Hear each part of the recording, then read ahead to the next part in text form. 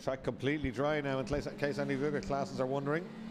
There we are, back on the live stream, so welcome back. Apologies for that, we have a power cut at the circuit and everything had to be rebooted. We're running on the Mondello Park generator now, powering the whole circuit. Lucky we are to have it, and it just took a small while to get the live stream rebooted. There we are.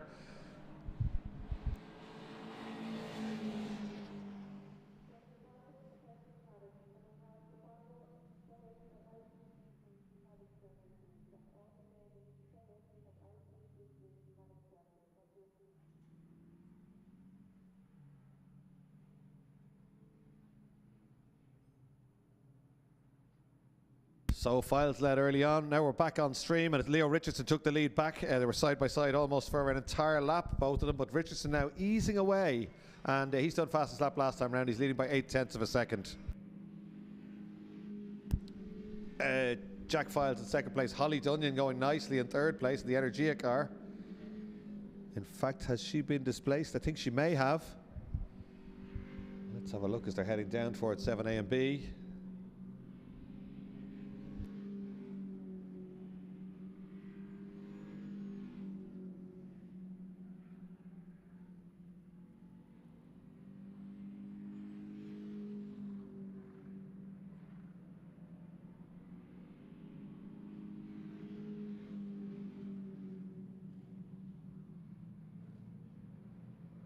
Apologies for that. I think Holly Dunyan back a place there, possibly just out of our view. It's still Richardson, it's Files, and it is Henry up to third place now as they come up towards the final corner, the leaders.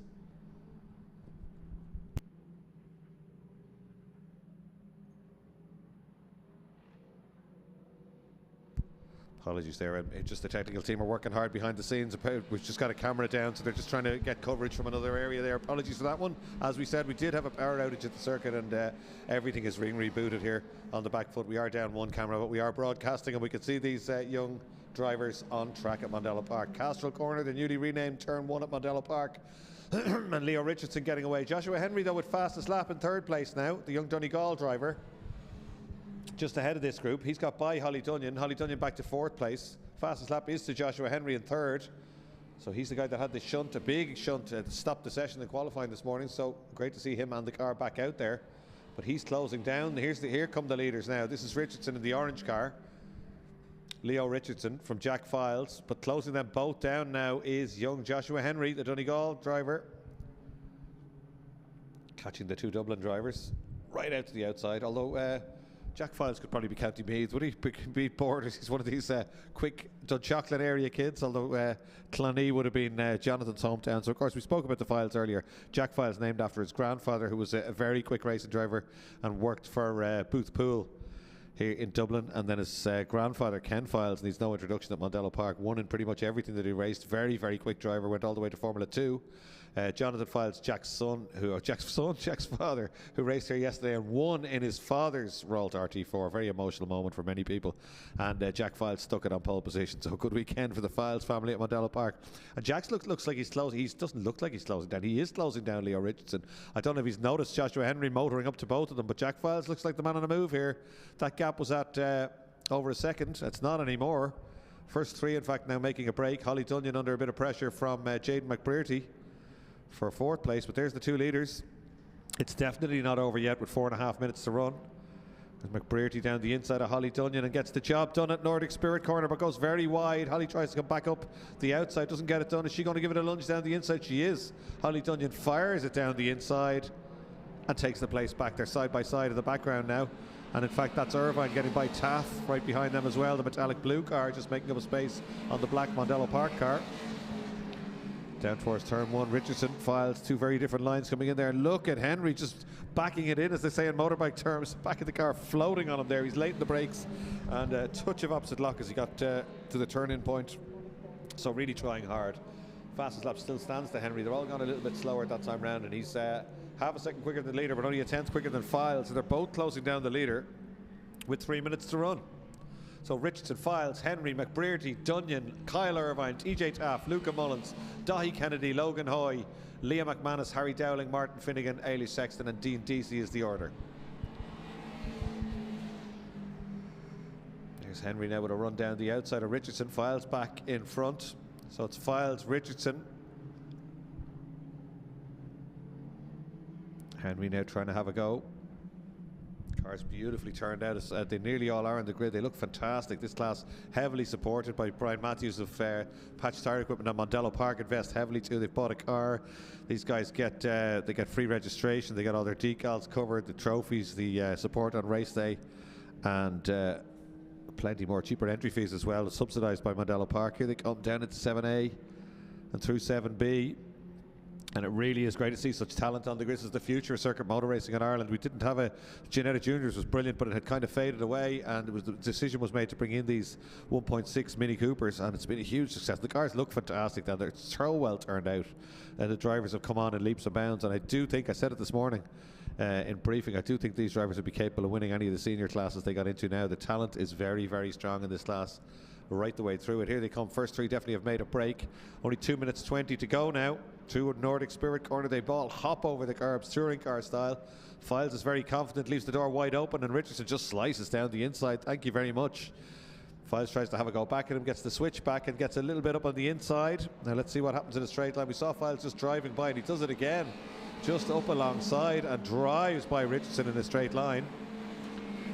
So down to the first corner. Richardson late on the brakes again into Castro, tries to sit around the outside. Henry will surely look up the inside. That's exactly what he does in the stables car. Richardson slams the door shut, but Henry was already in there. That may have just knocked his tracking out. The car looked like it bounced around just a little bit. Well, let's have a look. They go through Campion corner now together. Not sure if Richardson knew he was there. He was probably trying to get a switch back on Files, but Henry had stuck the nose down there. Very opportunistic. Jaden McBrearty is closing them down as well. In fact, he did a personal best last time around. It was quicker than all three. So coming up out of turn 3 now, it's Files, it's Richardson, and it's Henry, and any one of those three could take the win here. McBrearty on his way back up to them as well. There we are, another Donegal man, the fourth car. Behind him is Holly Dunyan, then it's Kyle Irvine next up. Great view of them here as they go through Bridgestone corner out to the outside and up the hill. It's Holly Dunyan in the silver car. Taff has got back ahead of Irvine. That's a great scrap. Look at that, both of them using all the track. And then it's Luca Mullins. Luca Mullins going nicely in that green coloured car on the way up the hill there. Son of Sylvie Mullins, known very well to us from hill climbing and Boss Ireland here at Mondello Park. Somebody off in the background. Holly Dunyan, I suspect. Almost sure it's Holly Dunyan there. But somebody went off bouncing on the way out of Lola corner. There's Taff and Irvine now. 37 seconds to go. We should probably get another lap. Let's see how long it takes them to get there. That was Holly Dunyan. First three now have definitely made a break. It Files a little bit wide through the first bit of Bahrain's Bends. That'll cost you through the second bit. Richardson Motors up behind them. Again, a little bit. I wonder where his front's gone off a little bit. It looked like Files didn't get right into the apex there, but they're all struggling a little bit with understeer. That happens with these cars towards the end of the race. Can be quite hard on their front tires, but Files still driving beautifully. All three very quick over the curb and using the exit curb, the background. And look at Jaden McBrearty flying in fourth place and trying so hard to get up to them. We've got, no, the clock is at 0. It's checkered flag time, and it's going to be a drag race to the line. It looks like it's going to be Files. It is going to be Files. Jack Files takes the win. Fantastic stuff. What a race from Leo Richardson, Joshua Henry, and a great drive by Jaden McBrearty to come right up to them in third place. Then it's TJ Taff, Kyle Irvine, Holly Dunyan, Luca Mullins, and Dahi Kennedy's going to be next up. There's Logan Hoy, the Dundalk driver, right at the front of the championship, but not going as well as he normally would there. Logan Hoy in 10th place. There's Leah McManus, the local girl, always improving. She's mad keen to get a top 10 here. That's 11th for her.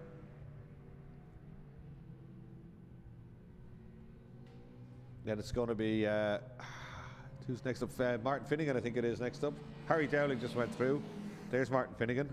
Car change, or he borrowed a car after he get a little off this morning. Then it's going to be a drag race to the line between Ailey Sexton in the Midlands 103 car and Dean Deasy on the outside, and Ailey Sexton just about takes that one, and that's all of them home and hose. Great stuff from the Patch Tire Equipment Junior Mini Championship.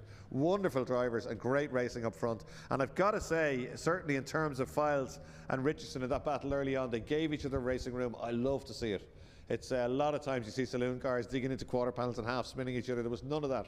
Jack Files and Leo Richardson should be applauded for that drive between the two of them. And Joshua Henry, great recovery drive to get up to them. And I think if we had one more lap, Young McBrearty might have been in the mix there as well. So great stuff. And that's just their first race of the day. The Patch Tire Equipment Junior Mini Champ. There's Jonathan Files running up there. He'd be delighted with that. As many times we've seen the Files name on the podium. Now, Jonathan won yesterday and Jack won today. So that's great stuff for that family. But they certainly had to work for it. Young Richardson right on the ball there too. And we will see more of that in race 2. Mark my words. No time to rest. It's time to go racing again. Say it Supercups for their first race. Factory built, left-hand drive touring cars, 340 horsepower, paddle shift, really quick cars, plenty of drivers out in them. And they always give us good entertainment. And just thrown into the mix, the Irish touring cars are out as well. Now it was wet in qualifying this morning, so I'm sure the grids will be a little bit different to the actual pace they have in dry conditions, but let's see. Max Turley on pole position. Great qualifying lap for him. Eddie Peterson alongside him. Eddie Peterson is, we used to say he was massively experienced at auto testing. He's massively experienced at circuit racing, but he's a 5-time Houston Auto Test champion as well in a previous life. Then the rallyist, Stephen Wright on the second row of the grid. He's very quick in these cars. The rain would have suited him this morning. Dave Maguire, ultra experienced, 3-time Fiesta ST champion outside of row 2. Brian Berry, again, very experienced, came up through all the way from 1400cc Puntos through Dunlop supercars and much more. Disappeared for a while, came back. Right on the pace. Barry English, a hardy racer, former oval racer. He's on row 3. Paul Parr, another former hot rod man. Paul O'Brien, known to us from touring cars before. Drove a lovely Sirocco here many years ago. So 27 is Paul O'Brien. Gary Corcoran from Formula Shane and supercars. Wicklow body repairman Rod McGovern. Surprised to see Rod so far back. Rod has won in everything that he's raced in. Mark Turley. Mark Turley, great name, plenty of history in Mondello. We haven't seen Mark in a while. Good to have him back here. You might see him progress forward. 777 Adrian McNally. He's a rally man who has made great progress. Maybe the rain didn't suit him this morning, but he's been up in the top 4 or 5 a couple of times this year. He's been going really well. Watch out for him. And then Smasher Stephen Maher, another ex-Irish touring car man, and he's next up. In the ITCC, it's Cian Walsh on pole position in the Black Civic. He's done most of the winning this year. It's an incredibly quick car, probably quicker than most of the Zetecs if he gets a cut at them. I'm not sure what the gap is between them at the start, but it's a well self-prepared car. It's absolutely beautiful. It's very, very quick. Alongside him is Owen Drought, who's in the battle for the championship with Cian Walsh, but Owen Drought's had terrible trouble with that car this year. It's very quick in a straight line, the Owen Drought car sales Golf, but it's got a slight braking issue, and it's also it tends to do its tyres in quite early, so it's a bit like the Titanic. It understeers quite a lot. And then 77 Stuart Curran, another good racer. Stephen Traub hasn't been here in a while. He's on row 2. There's a man that probably has the pace to have a go at Cian Walsh at dry conditions. Then it's Ian Stryker and Ryan Stryker. Stryker row 3. Then David McMinn and Stephen Martin on the next row. Michael Clune in the little CRX, and Aaron Ennis, then Robert Darley, Oisin Clune, Colin Morris and David Flynn. That's the Precision Tint and Graphics Irish Touring Cars. Well done to them. They've got their numbers way up. They were wavering for a while, looking very strong today. They put a lot of effort into that. Excuse me, as to say it, Supercups blast their way out of the pit lane for their first race at the Infinite Energy ICCR weekend here at Mondello Park.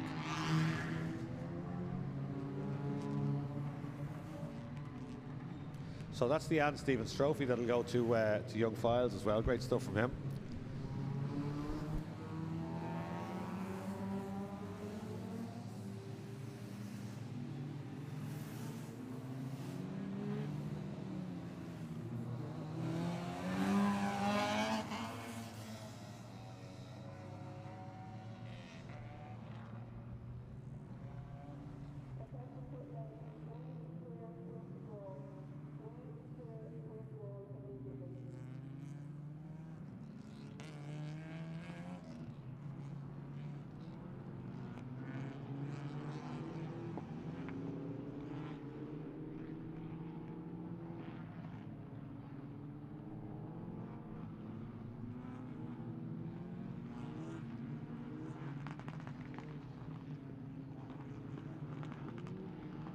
There's the championship positions. Eddie Peterson is leading the championship at the moment on 136 points. Not by much. 1 point back is Max Turley, and he's up all, but they share the front row.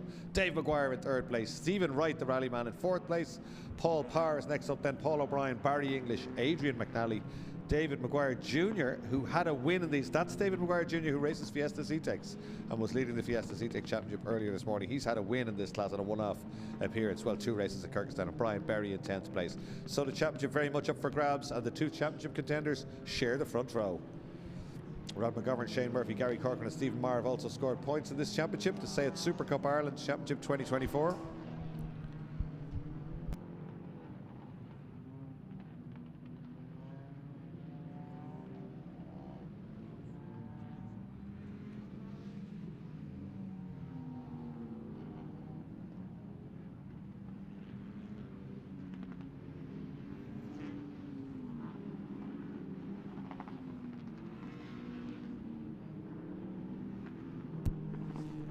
So Saya Cooper's, the warm-up lap for these Sayats is very important because they don't have much lock and it's very hard to generate heat in the rear tyres. So most of the front-wheel drive cars, you get flick them sideways, stand on the power, but these cars will go around pretty quickly, but you do need to get heat into, not the fronts, the back tyres, because they're set up loose at the back.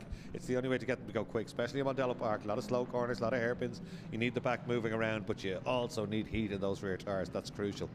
So that's the main reason most of them are moving around. What they'll be doing is flicking the car and lifting the throttle, flicking the car, lifting the throttle, trying to unsettle the back and somehow get some heat into those rear tyres.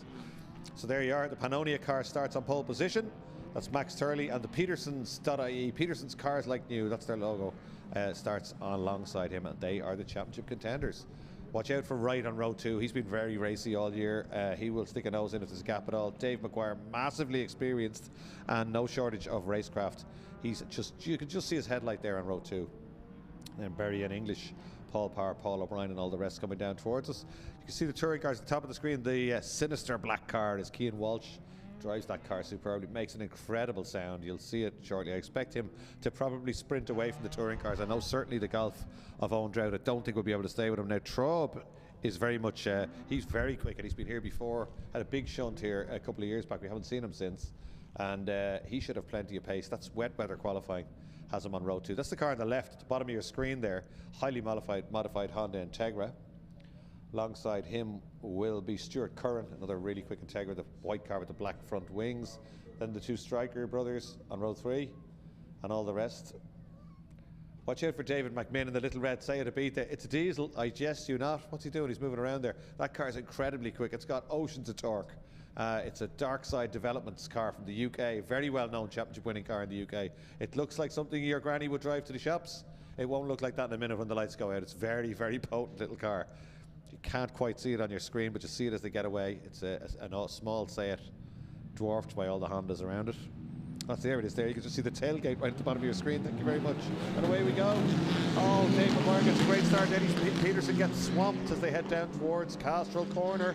And McGuire's got alongside Turley, but oh, when he gets into the back of Turley there, a little bit of a territorial dispute. That's what I said about cold rear tyres. Turley's off on the outside. He held it beautifully, but the damage is done. Peterson goes around with cold rear tyres as well. I've jinxed them all. The commentator's curse. Owen Drought gets swamped on the grid by all the Japs. The German car heading towards the back of the grid. Terrible start for him. Normally that car rockets off the grid. Today not so much. It's Walsh and Traub now leading that, and possibly Steve Martin it is there, trying to ride around the outside of everybody else. Where's the Golf? It's way back. It won't help Owen Drought's title aspirations. He's either leading it or second, but certainly the danger man out front is Cian Walsh. And look at the pace. I did say watch out. Another Sayat with cold rear tyres goes around at the S's. Gary Corcoran, the Wicklow panel beater, and somebody else Power as well. Well, I've jinxed them all, I think. It's really sideways Sayatville all the way around the first lap. There's Dave McGuire. There's Wright, that is, and that's Barry English in the blue and white car right with them. Then Berry next up as they head down towards 7A and B. English looking for a sniff down the inside, but it is Dave McGuire leading this one. Stephen Wright and Barry English up there in third place. Barry English, another hard racer. Watch out for him. And it's Berry. Then it's a big gap back to what looks like Turley, I think. As they come back towards us, we'll name check them when they go through. And then it's Paul O'Brien, distinctive enough ex-Sam Mansfield car he's driving. In fact, there's a different brake horsepower, aren't there? So Max Turley's only got 310 because he qualified on pole. Peterson 320, Wright 330, and everybody else has 340. So qualifying on pole is not as pleasurable an experience as it is in most of the other classes. But all these cars up front have the full power. They revised them again after this race for race 2. Berry looking pretty quick. Is he catching them? I think he is, you know.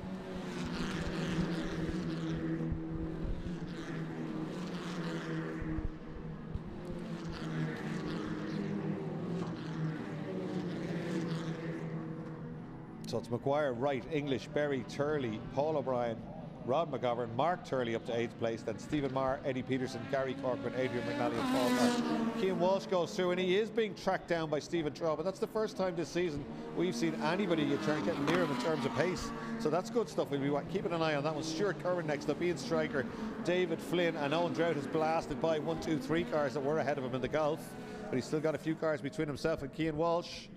As I say, it's come down into the long left-hander, right out onto the exit curb. Back tyres should all be up to temperature now, so the cars, you'd be able to lean on the cars a little bit more into the slower stuff. Corcoran and Peterson there welded together on the way up Kennedy's Rise, heading for this corner. Lola, the long right-hander, out onto the back straight. There's Brian Berry. Who has fastest lap? It's Maguire actually has fastest lap at the moment. That was a standing start, so that's not going to be relevant. We'll wait till they get their first flying lap. In over that curb goes Dave Maguire. He's beginning to get away, isn't he, from right English, and Berry has caught them. Then it's Max Turley. Paul O'Brien looks good. Is that Mark Turley coming up there? True, it is, I think. That's Rod McGovern. It's Rod McGovern on a charge. Rod should be capable of winning these, say, at Supercup races. He's won the championship before. So, remember, wet qualifying. Wave yellows in the background there. Not sure what's happening, but I see them. They're up at out at Parabolica or Lola, depending on what's your persuasion.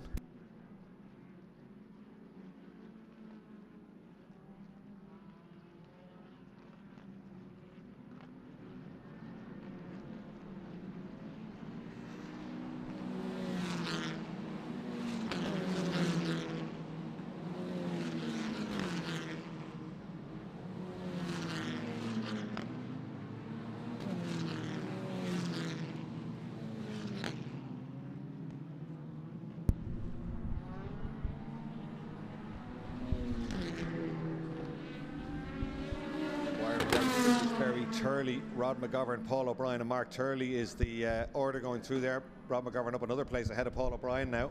Mark Turley stays in 8th place.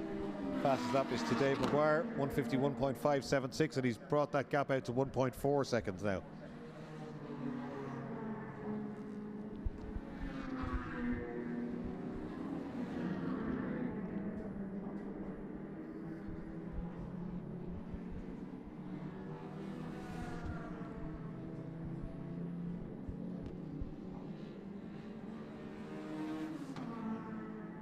So that's Turley, O'Brien and McGovern heading down the back straight. Paul O'Brien's got up the inside to put himself up a place there. Big lock up. He's not going to get that stopped, is he? He doesn't get it stopped. Right out onto the exit curb. Oh, he'd be doing well to hold on to that place, and he does hold on to it. There's a little bit of understanding, I think, there. And here comes this Rod McGovern up the inside into Bahrain's Benz. Big lock up there as well. They're all having a go, aren't they? It is. So that's Turley back a couple of places there. Paul O'Brien ahead of both of them, and Rod McGovern up one place as well. So Paul O'Brien, the man on a move here in the DOB Sports Cars Run machine.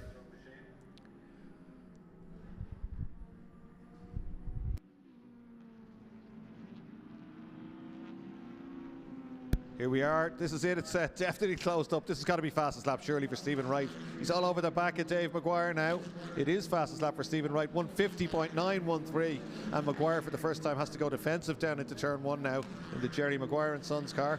But Stephen Wright has only joined this championship relatively recently. As we said, an ex-rally man, but really quick straight away.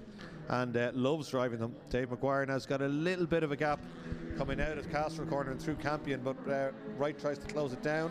But the first apex of turn 3, they momentarily go out of our view.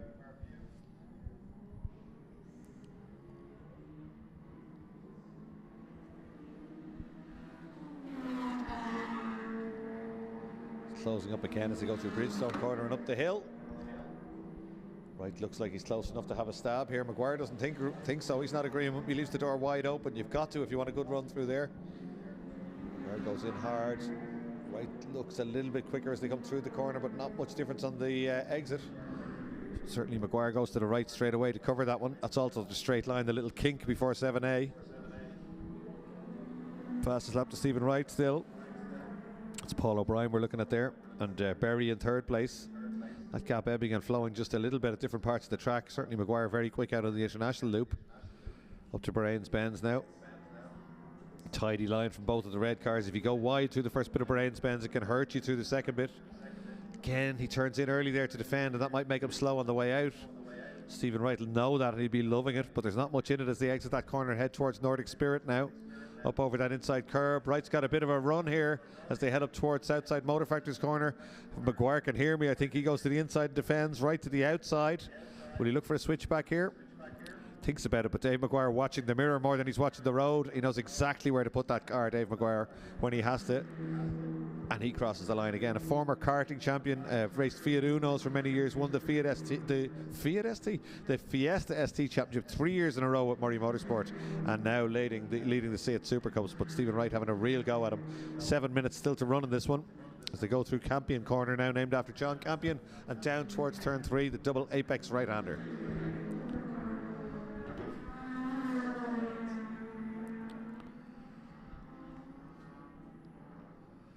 So a little bit stalemate up front. Wright can hang on there, but Dave Maguire looking very comfortable. Certainly not over defending at all, but Berry not managing to catch it. Berry was quicker than anybody in the early laps here, but certainly they're easing away from him now. Fastest lap still to Stephen Wright. They were a little bit slower last time around, but nobody has bested that one. A 50.913 fastest lap of the race.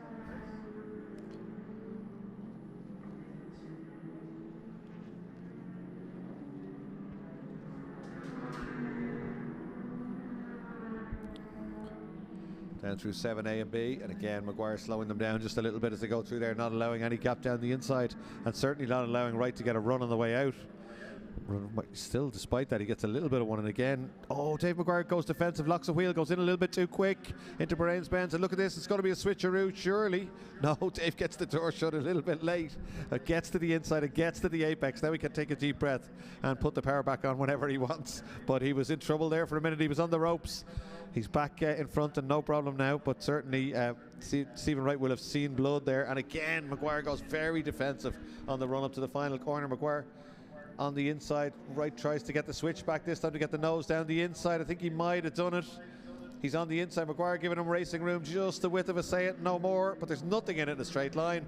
But Wright can be late on the brakes surely here. Dave gives him just enough room down the inside. Wright takes the lead. Maguire back to second place. And Brian Berry should surely, after those two corners, get a little bit closer to them. They're out in the 52s that time. Paul O'Brien is the man on the move. 52-2 for the leader. 51 dead for Paul O'Brien now. And he's up to fourth place. Head of Rod McGovern and easing away. And he's starting to catch Brian Berry. Could get himself a podium here with 5 minutes to go. Here comes Stephen Wright. No mistakes for him. Maguire now dropping back just a little bit from him. That was just constant pressure, and then jumping when he had to. Look at the fourth place car though. He's absolutely flying. Paul O'Brien, the DOB Sports Cars machine. Up to fourth place and definitely closing them all down now. He's quicker than all three cars ahead on the last lap. That's the car there just coming out of Lola corner now. The ex-Sam Mansfield car run by Dave O'Brien, Porsche specialist in Ballymount. And he's late on the brakes. Oh, will he get it turned in? He does get it turned in. He's definitely going to catch Berry. There's 4.5 minutes in this. Oh, he's drifting the car and it's handling nicely. Back of that car floating around. We're well into the race, and no understeer has come into that car just yet. It certainly looked really good between 7A and B there as he got the back end floating. So Brian Berry will be watching the mirrors because he's visibly closing him down now. I wonder, will this be fastest lap for O'Brien, or maybe they're past their best at this stage. Certainly nobody's come near that one. The stationary yellow below me. I'm not sure why. I am. There's one of the Hondas down in the barrier at turn 1 as Michael Clune goes through one of the ITCC cars. Leaders coming towards us now. That's Stephen Traub that we spoke about earlier in the Integra. There's that car, the Tire Brigade machine. Red flags are out because of that. It's the car in the gravel, and it looks like it's contacted the tyres fairly heavily. That's unusual. That gravel trap usually pretty good at Michael Chester will have got a good photo of that one anyway. It's right under his nose down at turn 1. So red flags are out. The race has been stopped. We've done 75% of the race. I think it needs, does it need to be 80%? Result decided, I've heard in my ear. So that didn't take long. We're definitely going to say that, aren't they? So let's see what the result will be. It will be Stephen Wright from Dave Maguire and Brian Berry, I think. And Irish Touring Cars will be Traub from Cian Walsh and David Flynn. David Flynn taking touring, of course. Stuart Curran takes third in Super Touring in that one. So next up in a few minutes' time will be, let's have a look at my timetable. legends will be back out for their second race today.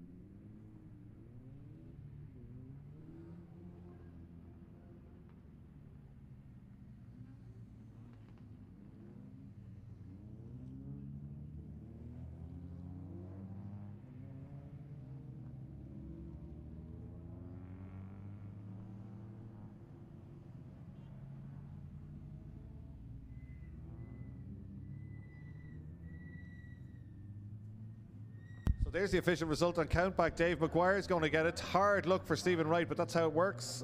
So it goes back a lap with a red flag. Dave McGuire takes the win. Stephen Wright in second, and Brian Berry in third place.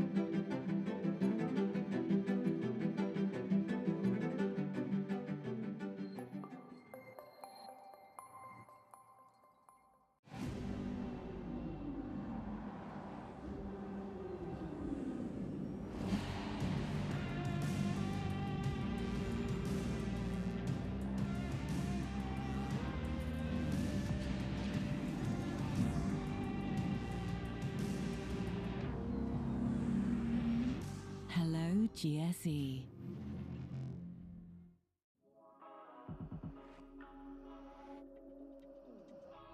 Wow.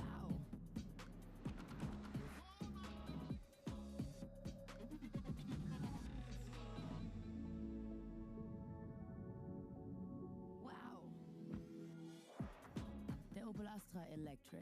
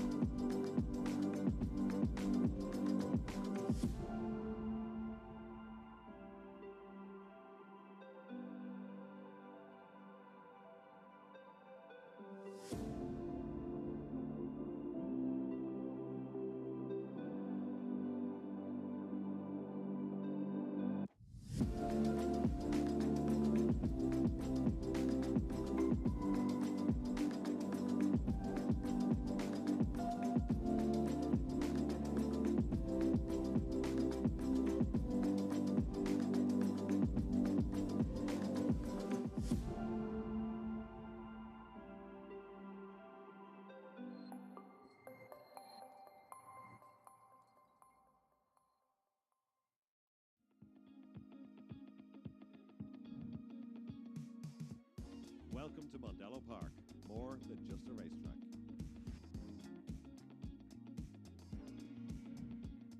We have conferencing facilities for up to 200 people.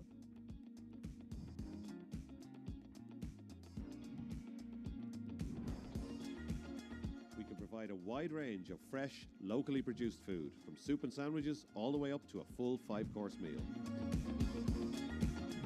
Test your team to work together in a series of racing challenges against the clock in our state-of-the-art driving simulators. Or if you want to try the real thing, jump behind the wheel of one of our many supercars.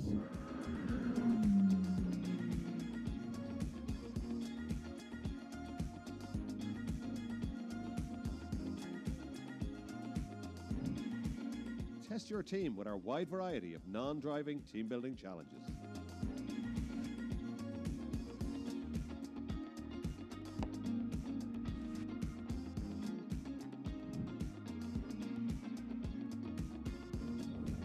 Or beat the clock in our exhilarating auto test challenge.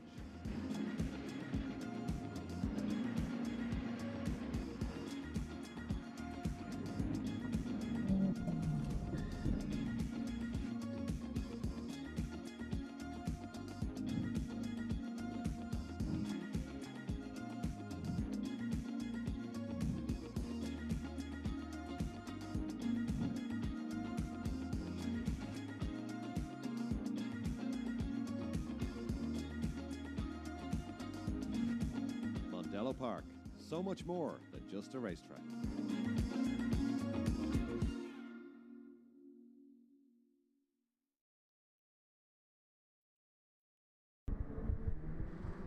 So Irish legends heading out for their second race of the day. You can just see Neil Murphy's Zetecs safety car, Fiesta van there at the bottom of the screen, parked proudly on the pit lane.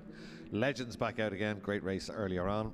Don't expect it to be any less exciting this time around. Scott Jackson will start on pole with Lee Malone alongside.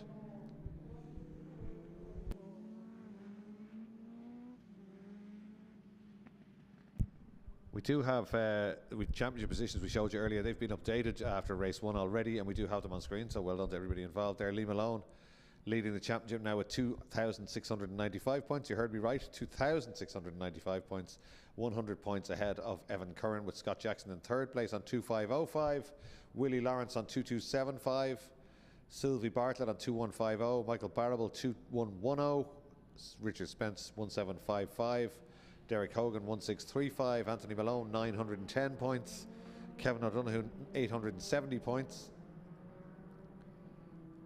Then Owen Lawler with 765, Seamus Ryan on 570, Declan Burke on 460, Gordon Brown on 370, Jonathan Files on 310, and Jamie Moylan on 200 points.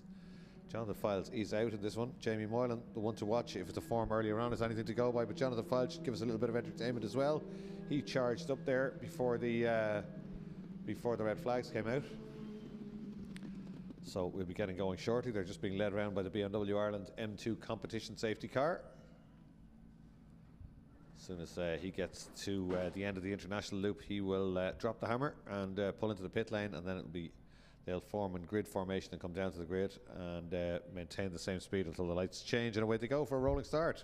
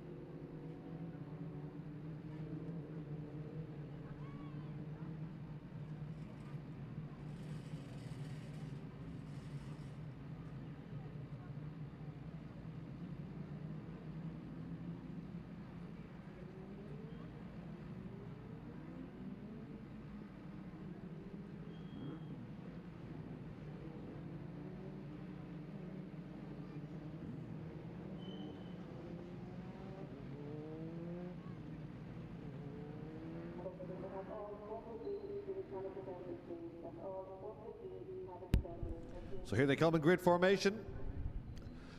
Up to Southside Motor Factory's corner. Scott Jackson on pole position, distinctive colour scheme, almost as distinctive as Derek Hogan in the Pink Panther on the second row of the grid. Lee Malone on the outside of the front row, Richard Spence behind him.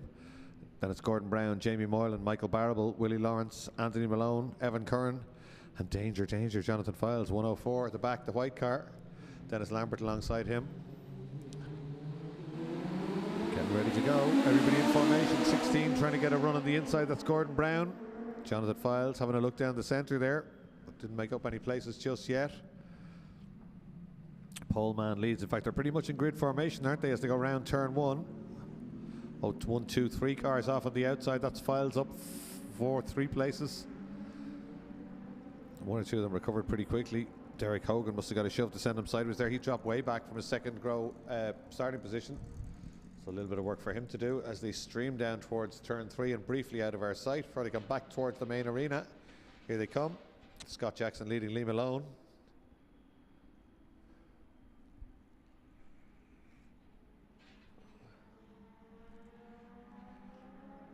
Barrable in third place. And it's Gordon Brown, I think. And Willie Lawrence. There's Hogan on one side. Evan Curran having a go there too. And off goes Michael Barrable on the outside. Whatever happened there. Didn't get it turned in at all.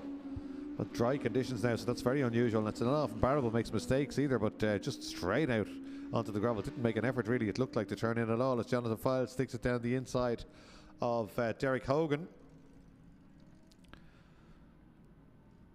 So Files ahead of 6 cars, 7 now. He's probably ahead of Barrable, he is. So Files has passed 7 cars inside this first 2/3 of a lap. 2 leaders are well clear though. Hanging out the tail is 99 Scott Jackson and Lee Malone.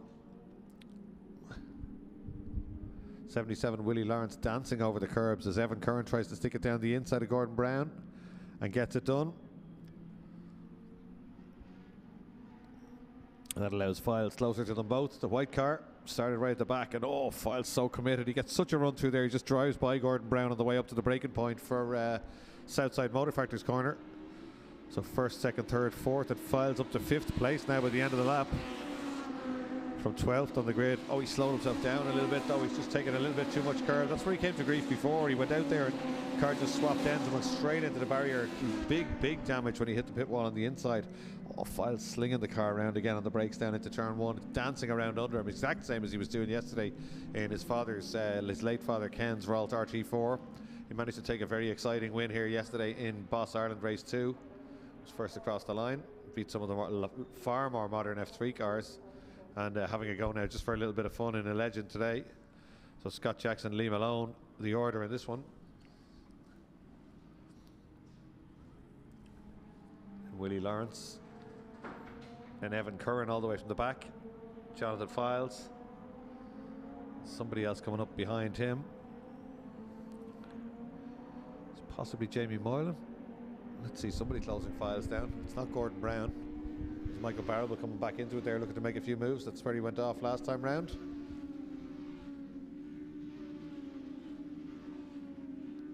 He's Jamie Moylan, I think, behind Files now. Files beginning to drop back. He's not making the inroads we would have expected there on the back of Evan Curran. And that is Jamie Moylan. Closes down Files on the brakes through to 7A and 7B.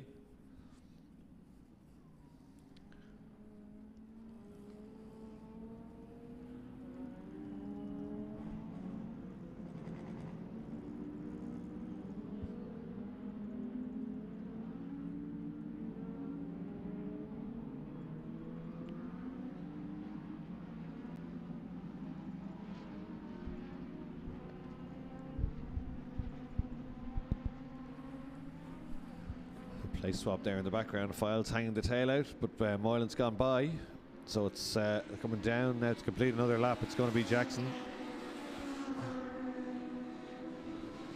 Lee Malone, Willie Lawrence and Evan Curran absolutely together as they cross the line. And Moylan now ahead of Jonathan Files, and Moylan with fastest lap, 57.7, 4/10 faster than the race leader, and he's closing down Evan Curran now, almost up with him. That's the orange car on the left of your screen. Jonathan Files beginning to drop back after that incredible charge on lap 1. Just 3.5 minutes to run on this one. Anthony Malone already in the pit lane here, out of shot. Heading back into the paddock actually.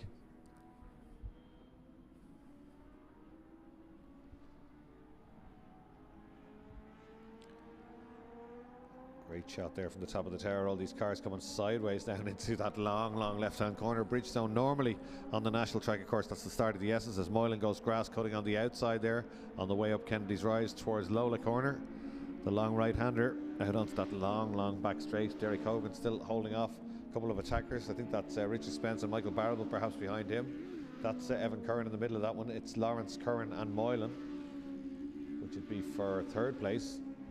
Oh, they're all having to go on the brakes. Curran closes down Moylan even later again down the outside, but nowhere to go when he gets there. He slows suddenly though, and Files comes up to him.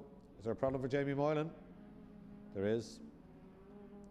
Hasn't come into view, neither has Files. We missed that. Something happened in the background there down at 7A or 7B.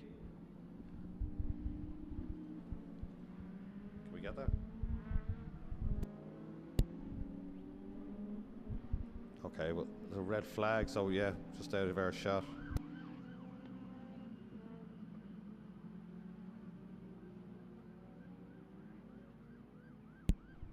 So that's Moylan and Files come together on the loop. Moylan and Files come together on the loop there. Already the rescue crews are there and the marshals are down there. But yeah, it looked like Moylan slowed suddenly and Files was on a charge coming through that corner just midway through 7A and B, and they've tangled a little bit in the exit and they've thrown the red flag, so the cars will come around to the finish line. Really tough day on the officials today. Everything that can go wrong has gone wrong. We've had that many, the red flags are nearly worn out. The safety car will have massive mileage on it, need new tyres by the end of the day here at Mondello Park. It's a tough day for everyone involved, but it's got to be said, the rescue crew and the marshals, as ever, exemplary work from them. Really, you'd be very proud of them on a day like today. They're getting everything sorted. So legends lined up on the grid, but they just had 2 minutes to run on that one anyway, I think, so that would probably be a result.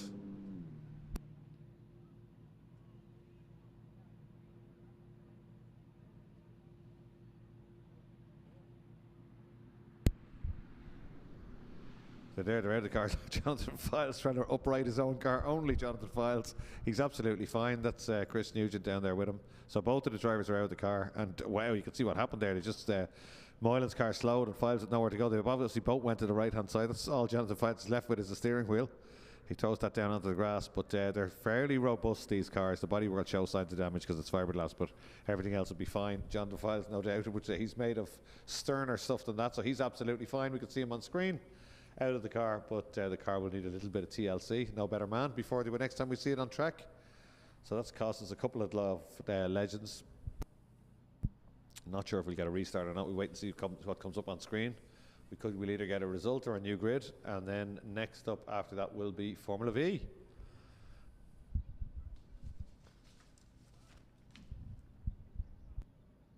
Not just a normal Formula V race, it's the Formula V race for the Leinster Trophy, which is, as we said before, the most famous trophy in Irish motor racing. It was first run by Faye Taylor in 1934, and Jack Toohey won it in 35 and 36, and the Jack Toohey trophy is here beside me, and the winner of the third legend race will get that trophy. So some incredibly famous names when we look down through it. J.D. Titterington, Mike Hawthorne. And then as we come a little bit close, John Watson won it in 1966, according to this list. Brian Nelson, Watson again. Patsy McGarity, Eddie Jordan, Trevor Templeton, Ray Mallock. 1982, Ayrton De Silva, later to be called Ayrton Senna, of course. Gugelmin, Bertrand Fabi, Henrik Larsson, JJ Lado, Mika Hakkinen, Vincenzo Sospiri. Then some local drivers when Formula Opel came in: David Wright, Vivian Daly, Jason Watt, Derek Keneally, Marcelo Bertostuzzi, Eric van der Linde, Thomas Schechter. Then Formula Ireland, Paul Dagg, John O'Hara, who's here in the paddock today, Robbie Coleman, Emmett Queenan, Neville Smith, Peter Dempsey, Rob Barrable, Gary Newsom. The V's had to go at it a few occasions as well. They're back there now. So the first time I think V's had it was 2009. Gary Newsom won it. Then Dan Polly won it in 2010. Ray Moore, Kevin Shane in Formula Shanes, Barry Rabbit in Formula Shanes, then Stephen Daly in Formula Ford 1600 twice in 14 and 15, I think. Hywell Lloyd in the Formula 3 car, Cian Carey similar. Then Daly, Barry Rabbit came back and won it in the Formula Renault in 2019. Paul O'Connell in Boss Ireland, Sylvie Mullins, Boss Ireland, Cian Carey. 2023 was Lee Newsom, who's the current holder of the trophy. So let's see who gets to hold that trophy aloft on the Mondello Park podium today. Incredible that some club racers, very talented, but some club racers get a chance to race for a trophy that Ayrton Senna once held up over his head at this circuit back in the day. So really is a beautiful bit of history, and it looks absolutely fantastic.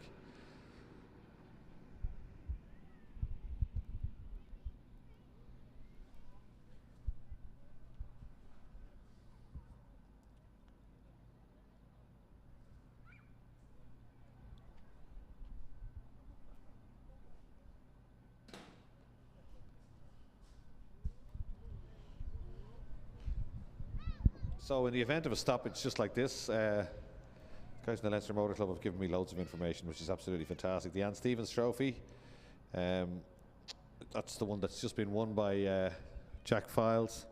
The board of Leinster Motor Club decided in the last few years to add a trophy that could be used for a junior car racing perpetual award, as we had not had one for the last few years to represent at our annual race meeting.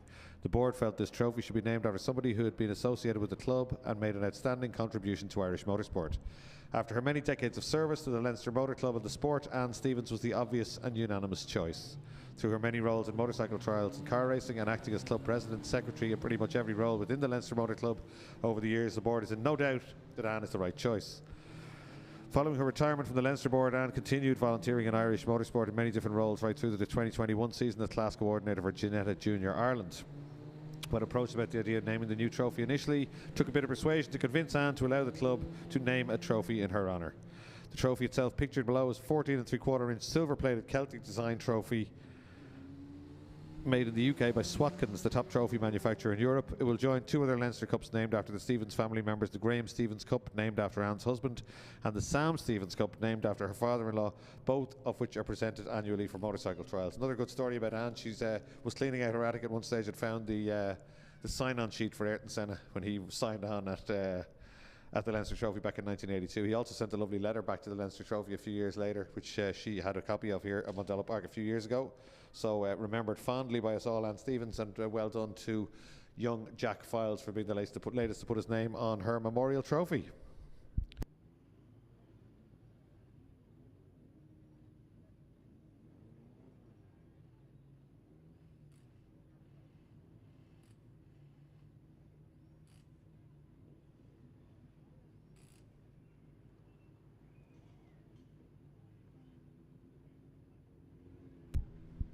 So I think we do have a result for that last race. We do. It's been declared a result, and Scott Jackson takes the win. Lee Malone in second place, and Willie Lawrence completes the podium in third. First of the rookies is Evan Curran. Jonathan Files showing on that, as is Gordon Brown and Jamie Moylan, Derek Hogan, Richard Spence and Dennis Lambert, but I think probably Files and Moylan may be removed from that one because they're still out on the loop, I think, pulling their cars away from each other. They're both absolutely fine. We did see them on the live stream, so that's great. But top three, Scott Jackson, Lee Malone and Willie Lawrence. Now it's time for the big one. I'm looking at an article here, good man Leo, an article here about the Leinster Trophy, the first ever Leinster Trophy, when Faye Taylor, Miss Faye Taylor, the only woman competitor, won the Leinster Trophy, and the headline is "Nightmare Race Won by Woman. Many crash in Leinster Trophy struggle." Now, if you read down, it's not the fact that a woman won it that made it a nightmare. There were just a lot of crashes. Miss Faye Taylor, the only woman competitor, won the Leinster Trophy race of Nightmare Bends at Skerries on Saturday. She used the German Adler car, which FBS Lefanu drove to victory in the Bray Round the Houses race, thus scoring a great double success for Mr. Robert Briscoe, the Fianna Fáil TD, who entered the car in both races. Two political colleagues, Mr. McEntee, Minister for Justice, and Mr. P. Rutledge, Minister for Justice, were spectators. So there you go. A light shower as the cars were on the starting line added 100 terrors to the many bends on the 13-mile course. One driver who crashed said the first few laps were like a nightmare as the cars slid about on the grease in the corners. The first victim of conditions was Frank Sutherland in a Singer, whose car got out of hand on a double S-bend, and he crashed from one side of the road to the other and was thrown out onto his face. It's nice and descriptive. C.W. Taylor, Sutherland's friend and teammate, was horrified when he flashed by the figure on the roadside, but soon afterwards he smashed his own Singer up to bits. No good news in this, is there? To pieces. There must have been plenty of red flags that day as well. P.M. Berkeley turned his Sunbeam upside down on a bend, and Taylor drove into a hedge at 70 miles per hour to avoid a worse smash. Several corners had close escapes at the narrow Lusk corner, and at the Monument Bend in Skerries, the cornering was hectic. At Lochshinny, Frank O'Boyle drove off the road into a field but continued. Charlie Manders ripped the tyre off his Adler and drove for 6 miles on the rim to make a rapid wheel change at the pits. With Manders and O'Boyle out, the running for first place lay between Dermot O'Cleary, a youngster taking part in his first race, Miss Taylor and Austin Dobson, the scratch man. Dobson on a Brooklands Alfa Romeo was rapidly forging through the field. Dobson made lap record after lap record, his speed gradually being forced from 69 to 75 average miles per hour. He was, however, unable to catch the flying lady driver. I feel like I've read a children's book there, the way it's written. That's fantastic. So that was Faye Taylor, the first ever winner of the Leinster Trophy back in 1934. First time the trophy was presented. So great stuff. 90-year history. 7 different venues have hosted this race. Skerries in 1934, Tala 35 to 39 and 1948, Wicklow 1950 to 57, Dunboyne 1958 to 65, Bishop's Court in 1967, Mondello Park, Club 1968, National 1969, 1997, 2005, International 1998 to 2004, 2006 to 2020, 2023 to 24, and Kirkestown 2021 and 2022. If you're wondering what the Mondello Park Club circuit was, well, that was down the main straight here to Castrol Corner, and then Campion Corner was just a kink to the left, and you headed down that the road they go to come back into the pits. That was a racetrack. And it's not completely straight. If you ever stand and look at it, it was like that was the S's, the Boac S's actually, before turn 2 was called BOAC. So you went through there, and you can just imagine coming off that kink left to go around what would be the second bit of the S's, or Nordic Spirit Corner now. So it was very short but quite challenging. That's the circuit they used when this, the layout they used when Mondello opened in May 1968. So very, very short circuit. And then they added on what turn 3 at the time became Duckham's. So a lot of people called it the Duckham's Loop. Some people still do. And Stuart Cosgrave got the necessary funding. I think that was a very convoluted deal to add that Duckham's Loop on. Stuart telling us before it was funded by, would it be John Webb or somebody from the UK with some sort of a money coming back from takings and gate takings and stuff like that. Stuart, a real wheeler dealer, and very much one of the men behind Mondello Park, opening it back in 1968.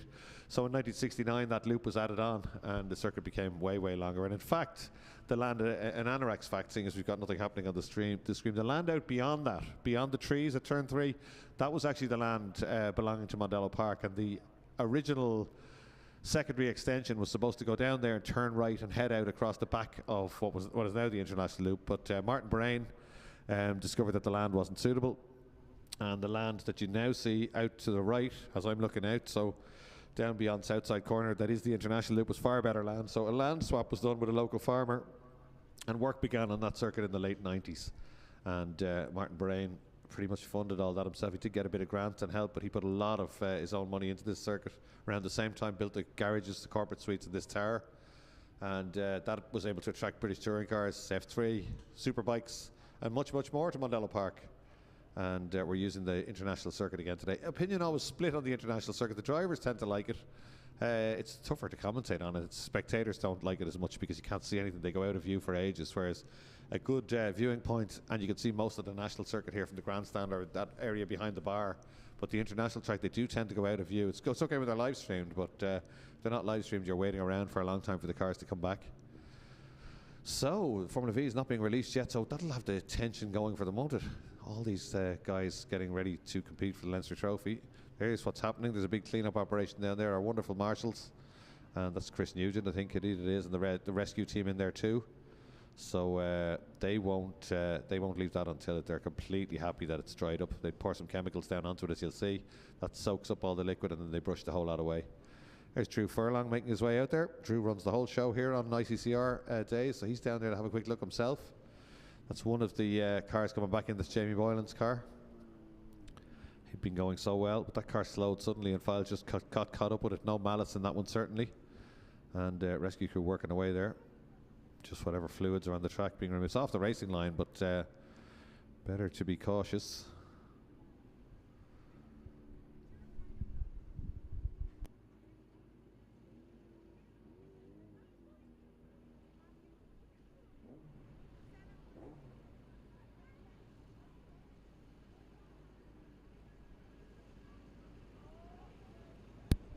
So in case I'm boring you all to tears with my stories of times gone by, we'll go to a far more exciting commercial break here on the Beacon Hospital live stream.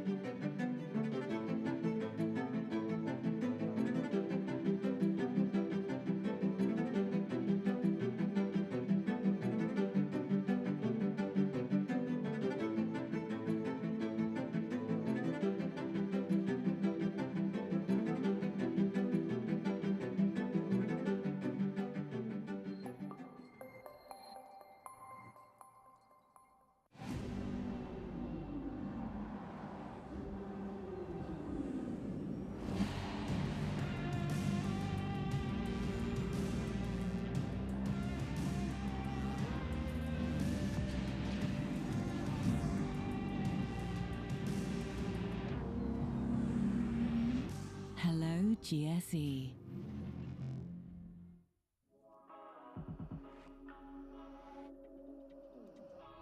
Wow.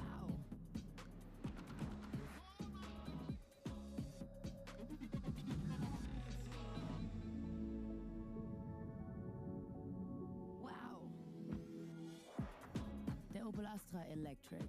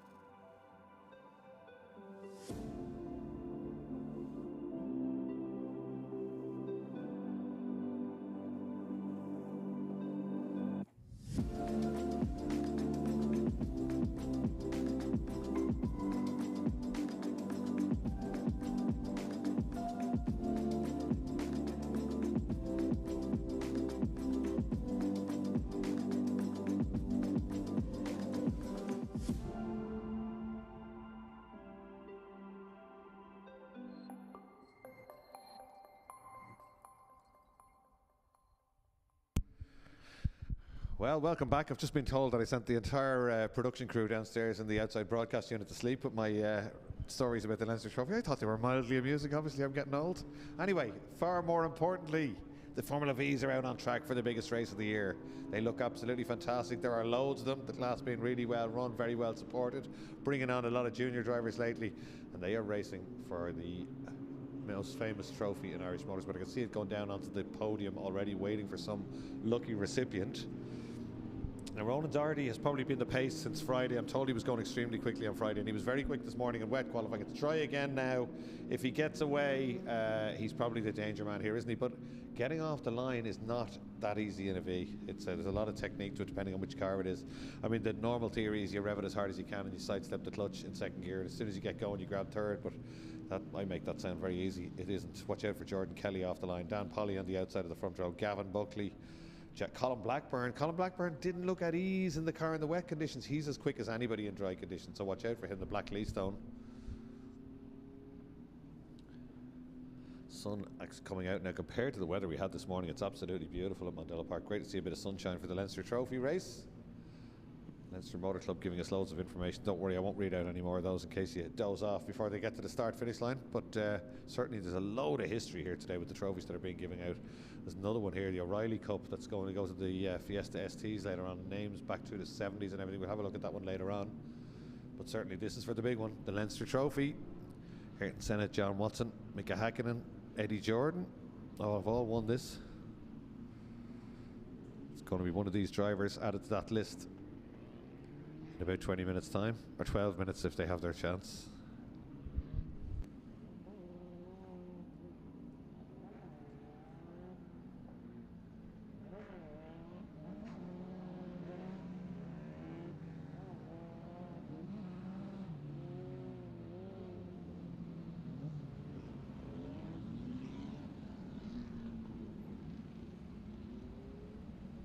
So here they come, air-cooled cars. They do not like sitting on the grid for too long because I sounded like there was the green eggs and ham kids book there, but they do not like sitting on the grid for too long because they're air cooled, so they need some air running through them. They don't have radiators, don't have any coolant, and they run really well once they're moving. But on a warm day, if they're left sitting on the grid too long, very, very rarely they can pop out a plug. They'll actually blow the plug and the tread straight out of the head. We've seen it here a few times. So you'll see the front runners looking in the mirrors, just making sure there are no issues at the back. We all get lined up. It's all been done particularly well. We're getting ready to go. They'll now be pressing the clutch and selecting second gear in these cars. They'll be watching the BMW bridge. Red lights come on, away they go. Polly gets the better start. Can he come across the bows? Doherty can't. Doherty goes back at him. They're wheel to wheel, but Doherty just slight edge as they go down towards turn one. And Polly giving him the big squeeze. You might as well down. It's the Leinster Trophy, but Doherty not to be denied, and he leads down into turn one. And a big run round the outside like you'd expect from Colin Blackburn, which gets him up to fourth place, but Buckley just chops him off. And that allows Jordan Kelly to have a go at him. Jordan Kelly, not a great start or first corner by his lofty standards. So it's Doherty now trying as hard as he can, just almost a little flick of the car down into the first apex of turn three as he tries to get away. Ronan Doherty, then Polly, then Buckley as they come back down towards us. So 1, 2, 3, 4, 5, 6, 7 cars making a break. Jack Byrne in that group 2. Let's just try and name check them when we see them. We're all still going. BMW safety car still running as they head up the hill for the first time. 15-minute race, this one for the Leinster Trophy. Doesn't matter who comes second, they're all going for the win. Blackburn trying an unorthodox line around the outside there, but Kelly not showing the pace we'd expect, and Jack Byrne just bearing down on him. Jordan Kelly now as they head down towards 7A and B. So Doherty leading this one, getting away, I feel, a little bit from Polly. Not by much, but just inching away early on here on the opening lap. That's Jack Byrne, the Abbey Lawn car. In fact, it's a very good opening lap, isn't it? Oh, he ramps the cars, they all do, over that second bit of Bahrain's Bends, right over that inside curb. Be rough enough on the car, but it's the quickest way they're going to do it. And through the left-hander, beautiful car control from Kelly as we'd expect there. He just catches a drift when he fires it in. Blackburn looking quick there, all over the back. I'll see the puff of smoke. That's him lifting to try and get a run. He lifted twice there, try and get a run at Buckley. He didn't want to be too close to him at the apex. He does get the run. He then slices down the inside, and that puts him up to third place.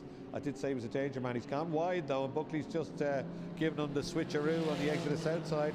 Side by side now, Leastone on the outside, Shane on the inside. Then it's Jordan Kelly. Then it's Jack Byrne. None of this bothering Doherty and Polly. And Blackburn's got to do it all again. Tear up the first script, spin the wheel again, Marty. He's got to have another go. As they come out of Castrol Corner, Jordan Kelly under pressure there from Jack Byrne. Then it's Owen Kelly, Kieran Hannon, Conor Melia leading the C runners. Then Charlie Hart right behind him, another C runner. Then Eamon Thornton, Niall O'Mara, Andy Keogh, Robert Fleming, Ger Byrne, Paul Lewis, Colin Lewis, Oliver Devlin, Simon Rudd, Phil Gillespie, Stephen Roach, and Adam McNamara. So there we go. Certainly all stretch out front.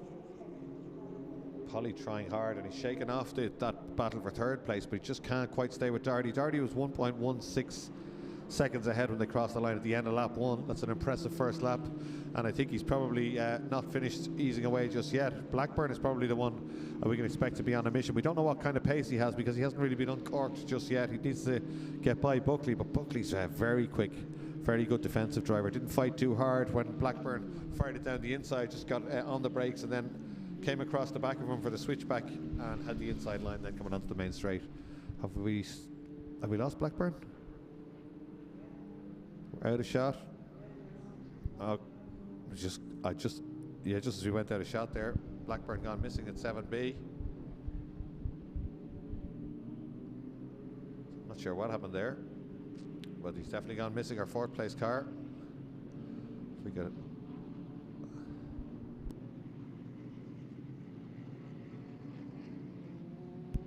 There's Jack Byrne. There's Jordan Kelly right with him. And that's Owen Kelly. Is that Blackburn? I don't think it is. We're just trying to spot him. I'm not sure if he's stopped out. He's not coming through. Don't see Blackburn at all. No, he hasn't come through, so Blackburn stopped out on track somewhere.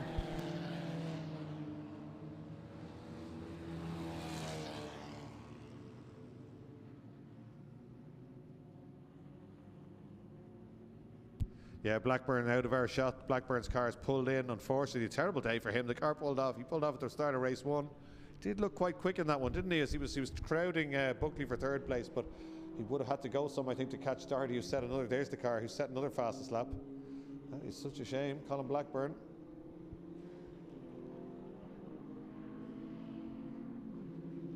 So it's Doherty, Polly and Buckley the order now. Polly, a former winner of the Leinster Trophy, in that car. The LOH Shane, ex-Declan Quigley car. A whole lot of smoke from somebody there going out onto the international. A lot of smoke as they head up the hill from the right-hand side of the engine up towards Lola.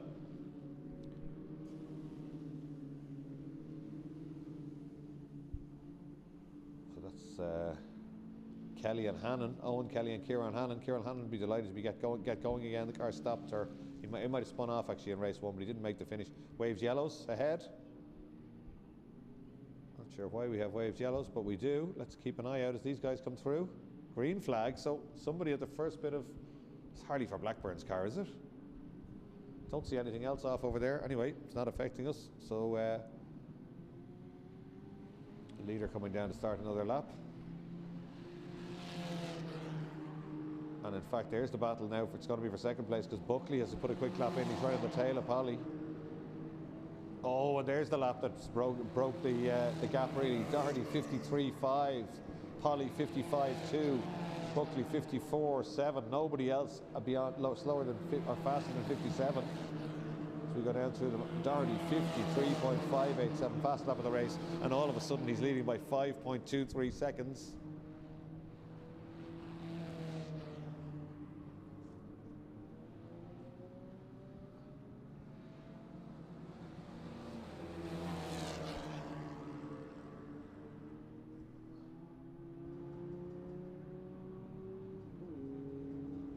So 8.5 minutes still to run in this one. Doherty has just checked out up front. 5.2 seconds the gap. So it's Doherty, Polly, Buckley, Jack Byrne, Jordan Kelly, Owen Kelly, Kieran Hannon, Eamon Thornton, Conor Melia and Charlie Hart. So Melia leading the C's, but only by 0.4 of a second from Charlie Hart and Niall O'Mara as Buckley tries to pile the pressure on Dan Polly, now down at 7A. And through 7B, Polly's a seasoned campaigner. He hasn't been out in a long time, but very experienced driver, very composed, doesn't tend to get rattled. Through Bahrain's Benz, through the right-hander, back through the left-hander. Polly's car tended to by LOH Motorsport, and Gavin Buckley's by Adam McCauley, former champion himself. So both cars will be well set up, these two Shane chassis. A green flag, a waves yellow now at Nordic Spirit corner, and a green at the final corner, but again I can't see anything in between them. Somebody must have had a spin and parked out of our shot as they come out onto the main straight. This time Buckley goes to the inside, Polly closes it, he goes back to the outside. 4th gear now flat out as they go by us. Buckley on the outside gets the run, gets alongside Polly. Polly locks it up, a huge lock up for Dan Polly. Surely he'll hang on to it, he will, because Buckley gets driven wide. They both went in so late on the brakes. They were both lucky to get turned in there. That won't be a quick lap for either of them. The gap for the leader out to 8.165 seconds now with 6 minutes to go. So it's Doherty way ahead from Dan Polly, Gavin Buckley, Jack Byrne, Jordan Kelly and Owen Kelly. That's your top 6. The respective class leaders are obviously the A-class leader is Ronan Doherty, who's leading. Jordan Kelly is a B driver now, and he's in 5th place overall leading the Bs. And Conor Melia is just about leading Charlie Hart for the C Championship honours. And they're in 9th and 10th place overall as the battle rages for 2nd place.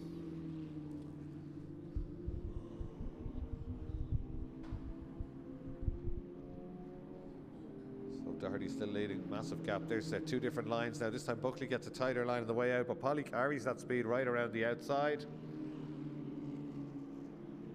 They're side by side on the brakes. Polly defends, Buckley back to the outside, tries to switch back to the inside, but Polly's just knows exactly what he's doing. He's putting the car exactly where Buckley needs to be and actually getting himself a good exit out of 7B as a result.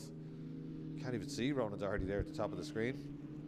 Literally miles ahead at this stage. It's a good battle for 2nd, but they're equally, they're way ahead. They're 5.5 seconds ahead last time around of Jack Byrne and Jordan Kelly and Owen Kelly. There's the green flag being waved and the yellow flag at the background. There's a car on the left halfway up the hill there. That's where it was, just almost at the escape road or the pit lane entry as Buckley ramps his Shane up over that inside curve at Nordic Spirit corner. Leader's already gone through and started another lap. 53.9 for him.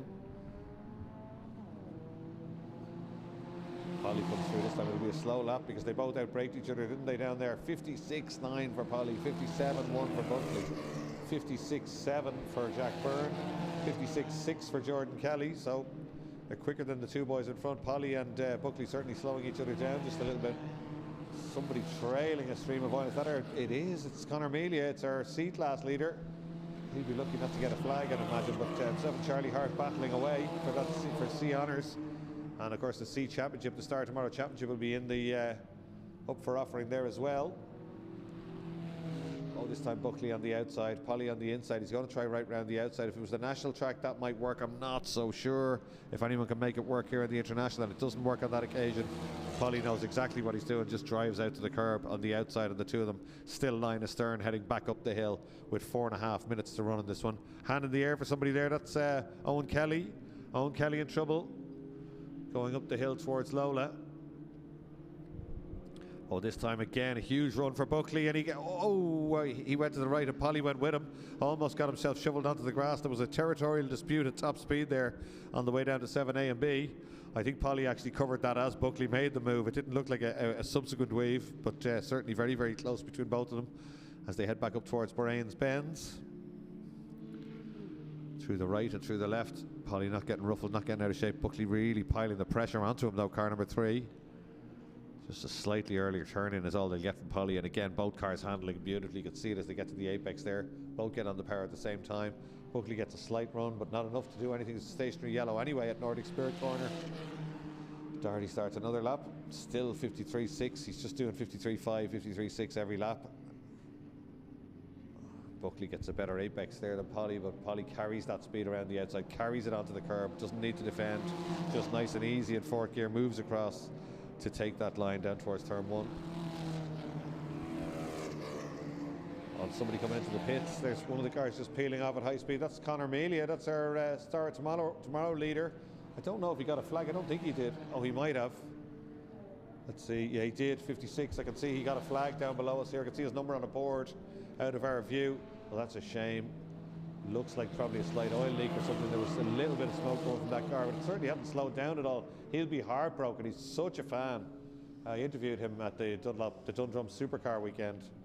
There we are. It's a black flag. He got, actually, according to this, we have a race control sign coming up. So that's game over for him. They're having a look at the back of the car, but definitely there was, yeah, they're just showing him there in the pit lane. There's actually oil on the back of the car. So actually explaining to him why. That is such a shame. Heartbreaking for a young driver, and he'd been going so well. He's under big pressure from Charlie Hart there. Christy Moran down there as well. Usually it's a rocker cover or something like that on these Vs. Such a shame. He'd been going really well. That puts Charlie Hart up into the lead for the C Championship. 2 minutes to go on this one. 7A and 7B for the two leaders, but literally in a class of his own here is Ronan Doherty. Nobody touching him, and he really felt he could have won this one last year, but he had a problem. A cracked stack I think broke and let air in, and he had to stop with a misfire. But everybody had troubles last year, went wrong for loads of people, and controversial end to it. It looks pretty straight cut this time round for the Leinster Trophy. Well, second place isn't so straightforward just yet. Minute and 33. This is probably the final lap.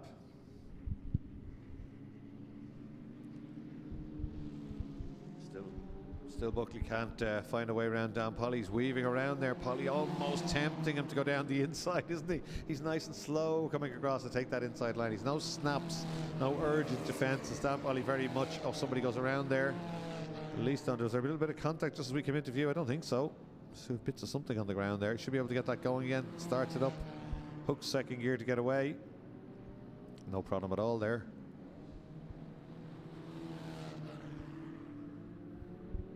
Niall O'Mara, I think that was with a quick rotation, was it? Yeah, this is going to be the final lap.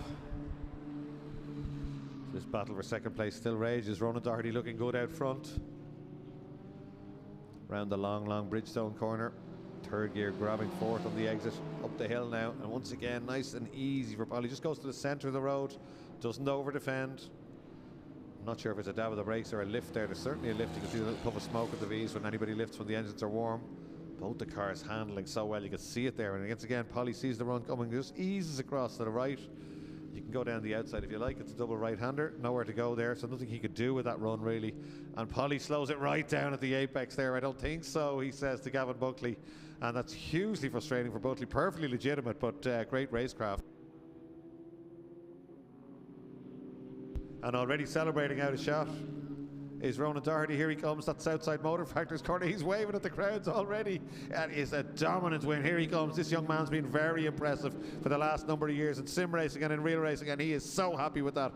Great bunch of guys round him, clapping his hands. The Leinster Trophy, the most famous trophy in Irish motor racing, and the latest name on it, joining Ayrton Senna, John Watson, Mika Hakkinen, and many, many more, will be Ronan Doherty. Who's going to be second? It's surely going to be Dan Polly. He's been so relaxed here, so calm, and Gavin Buckley has been superb. He has tried absolutely everywhere, but it didn't work. They're so closely matched, and they go across the line absolutely together to complete the podium, and that'll be they can all be proud of the results there. Ronan Doherty takes the win, Dan Polly takes second place, and Gavin Buckley right with him in third place. Jack Byrne will take fourth place from Jordan Kelly. Owen Kelly kept going despite that hand in the air earlier on. Kieran Hannon will be delighted with seventh and third place in B's because he didn't finish the first race. Eamon Thornton close enough to him there, crossing the line now. And then we're keeping an eye for our as Paul Lewis goes through, and Andy Keogh, and that beautiful, two beautifully turned out cars there, and they're racing hard on the run to the line. And Lewis just about hangs on in that beautiful orange Leastone. And there's Colin Lewis.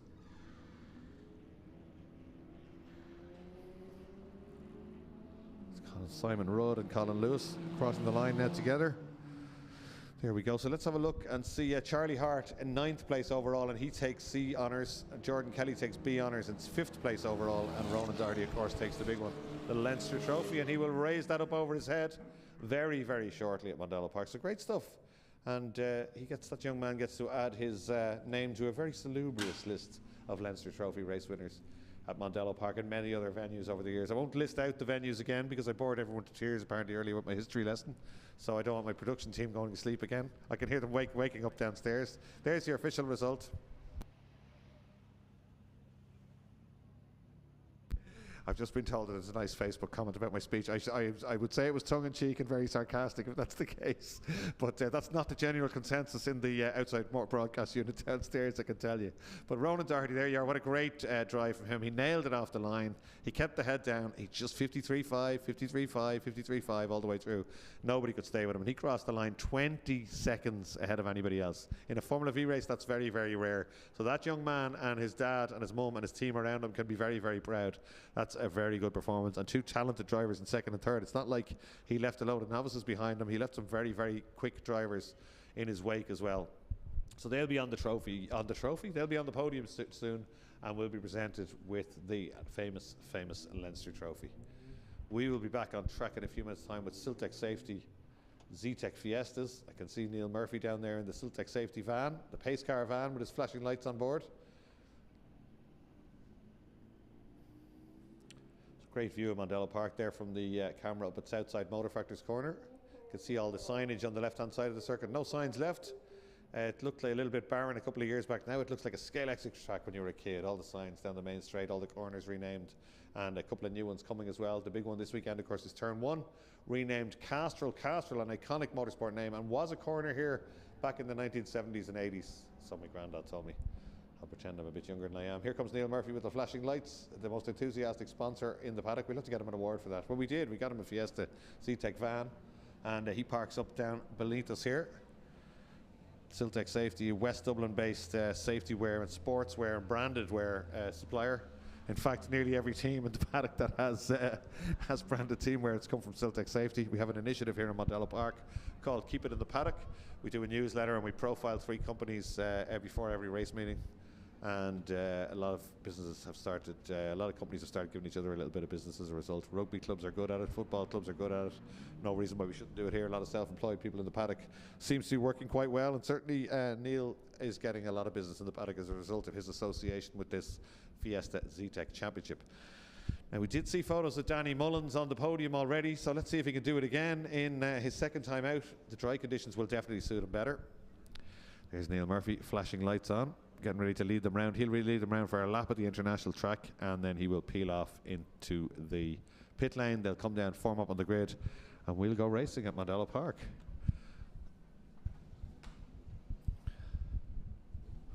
All the races for the rest of the day reduced to 13 minutes from 15. You know something, when the races are spaced out, you think that's great, but when the races are really, really exciting, you want them to keep going. But it's not up to me, it's up to the people one floor below me, so let's see what happens. I think we have the championship standings updated from race 1, so let's have a look at that. As we can see John O'Hara in the background with the shades on, looking after Dave Maguire, his championship contender in this one. There's the championship as it's been updated already. It's a great work from timing.ie and everybody else involved there. So Sean McGovern now leads it. He was on equal points, but he's now 10 points ahead of Dave Maguire. So Dave Maguire's got to do a bit of work to do here, a job of work to do, as Matt Feeney used to say. William Kellett in third place, 112 points. So it's 1-2-3 for Sean McGovern. It's 1-1-3 for Dave Maguire, 112 for William Kellett, 97 for Jason O'Connell, 89 for Peter Barrable. This is without dropped scores, of course, so we'll have to take them into account. Then Andy Kavanagh, 62, Alan Dawson, 54, Michael Keogh, 50, Kelsey Kirby, 40, Mark O'Donoghue, 38. So we'll have a look at the grid in a moment. Should be almost ready to go, but I think they're still maybe hauling in a few cars. There's the rest. That's Toby Maguire, who isn't out because he had a gearbox problem, unfortunately. Now, he may be okay with his rookie championship lead because we can bring some drop scores into account. You could drop 2 scores in this one towards the end of the year, and I think Toby had scored in all of them, so he won't be doing too badly. It allows for stuff like this. It can allow you to have a bad weekend, allow you to have a mechanical failure, and it doesn't mean your championship is gone. But there are some very quick rookies out here today. Mark Daly was so quick early on. Sam Doyle is quick. Adam O'Mahony, Jordan Flanagan, all these guys. And then, of course, we have Danny Mullins, who stood on the podium already and got a trophy to take home with him, so he'll be hoping to do that again. We'll see how it goes when we go racing in just a minute's time.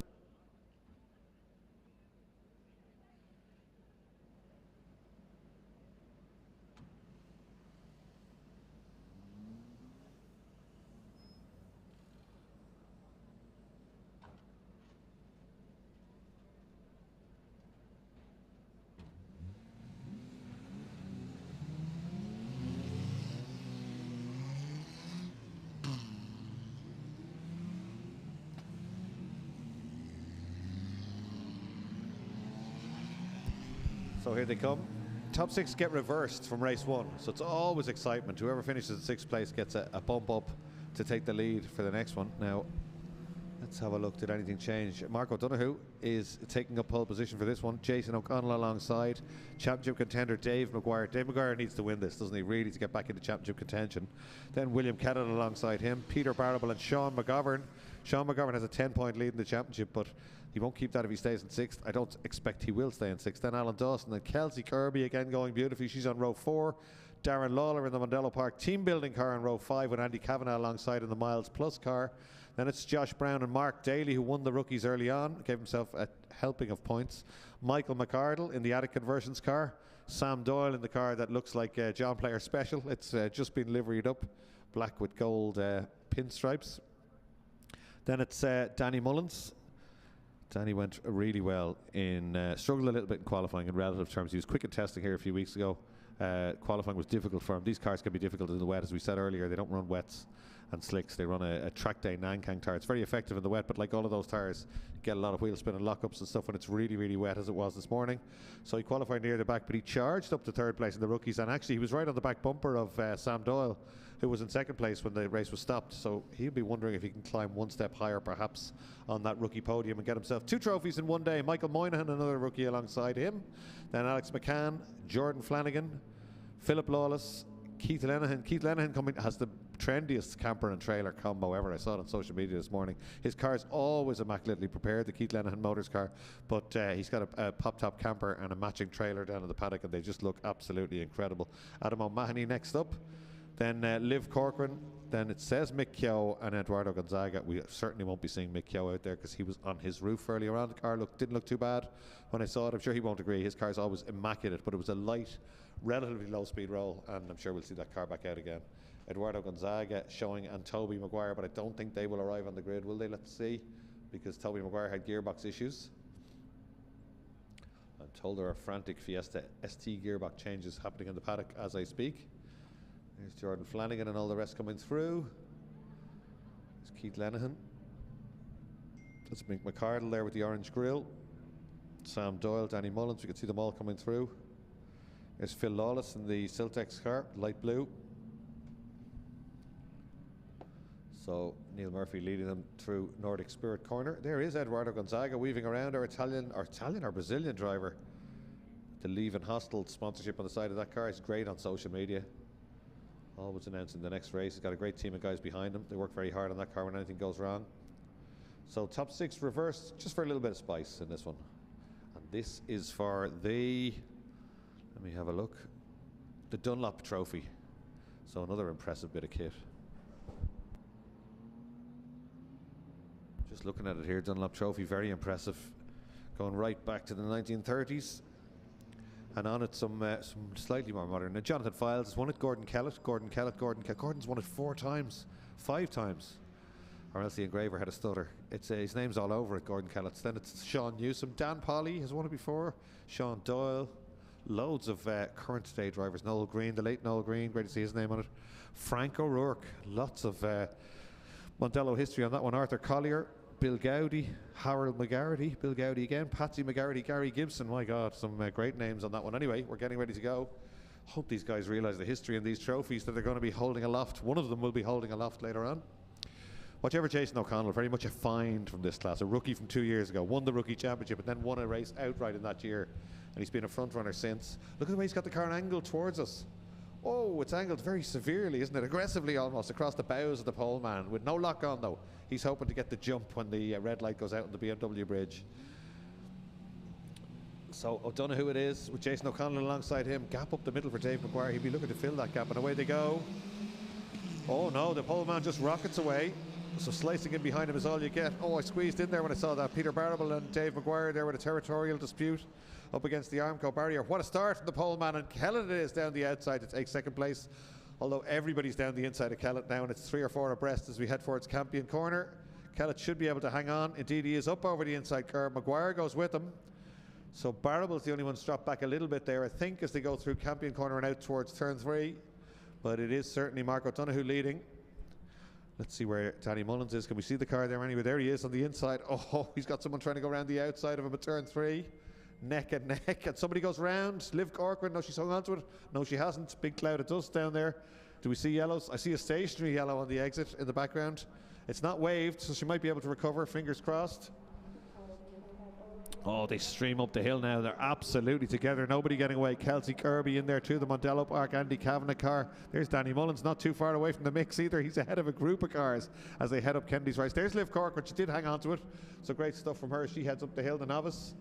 And the leaving car of Gonzaga trying to get up there too. And it's Kellett having a go for the lead already. And in fact, Maguire getting the nose up the inside.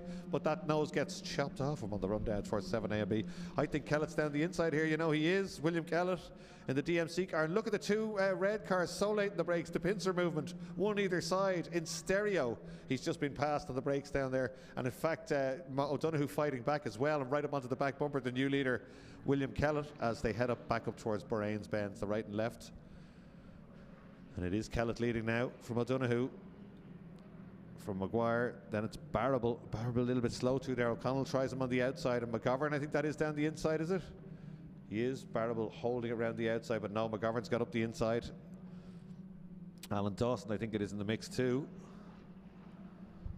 Barable will be looking to sit around the outside here. There won't be any shortage of commitment, and there isn't. And in fact, Barable gets around the outside of Dawson, as indeed does Jason O'Connell get around the outside of Dawson. But up front it's Kellett as they come out onto the main straight. Kellett also in the mix for the championship, remember, but Dave Maguire needs more than this. He'll be looking in the mirror and seeing McGovern leading that pack behind him. And Mullins well up as they come out onto the main straight. Let's watch this as they go by. Oh, he's right in the mix there. Eduardo Gonzaga right in his bumper and makes contact with the back of Danny Mullen's car as they go by us. That could have been very nasty. Eduardo Gonzaga pushing the back of Danny Mullen's car and then flicking out behind him, and that could have unsettled the car quite easily.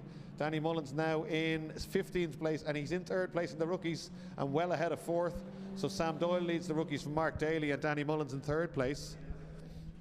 So William Kellett, Mark O'Donoghue, David Maguire, Sean McGovern and Peter Barrable. Top 5 now. Nothing changing as they're coming back towards us, although Dave Maguire has closed them down just a little bit.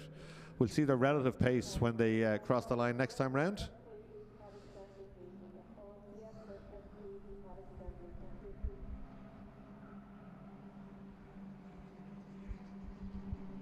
Well, the historian Brian Manning just telling me that the Dunlop Trophy was first awarded to the 3rd place driver in the Leinster Trophy and was given its own race later. And Home Patrick was originally given to 2nd place. I learned that yesterday. So there you are. Polly is the 33rd driver with a multiple podium in Leinster Trophy. The first winner from the Northern Ireland since 2006, and that was Chris Lone. So great stuff from Brian Manning, and take that if you thought I was boring earlier. Brian Manning is far more boring than me and far more knowledgeable, and down the inside goes Dave Maguire. Cracking move, door to door, not a lunge into the quarter panel, and racing room given by Mark O'Donoghue. That's top class saloon car racing. You love to see it, don't you? Not into the quarter panel, there was a gap down the inside and then door to door, and you can be sure Mark O'Donoghue will go back at him now. Top 3 together, but that was a move that Dave Maguire needed to make. He needed cars between him and the series leader, Sean McGovern, and that's what he's got. He's up to 2nd place now. Can he do anything about William Kellett? He's looking very strong in the LOH Motorsport car here. Young Dave Maguire in 2nd place now. O'Donoghue not really in championship running. He hasn't done all the races, and certainly he's going better in this car than he goes in his own. Oh, just as I say it, commentators curse. He goes wide off onto the grass. That will allow McGovern back up to him. We'll check them as they come back towards us. Danny Mullen's very committed through Paddock Corner. Nordic Spirit there getting a great run. He's getting the hang of this in the background, and he's down the inside for a place again. Exactly what we told him not to do. Watch the top of the screen, there he is. Mullen's down the inside and gets it done on Mick McCardle. So he's up another place. He's chasing down those rookies ahead. So Sam Doyle leads the rookies from Mark Daly. They're 11th and 12th. So Danny Mullins was 17th. He's now up to 15th place, and he's 3rd in rookies again as they go by us. So Kellett, Maguire, McGovern and O'Donoghue leading the overall class. Somebody stopping. Oh, that's Josh Brown. That's a shame. He's done a lot of work on that car himself and cleaned it up really well with those graphics lately, but he really tries hard with his racing. But he's pulled in on what's normally called Rallycross 2, just at the Bridgestone signage there.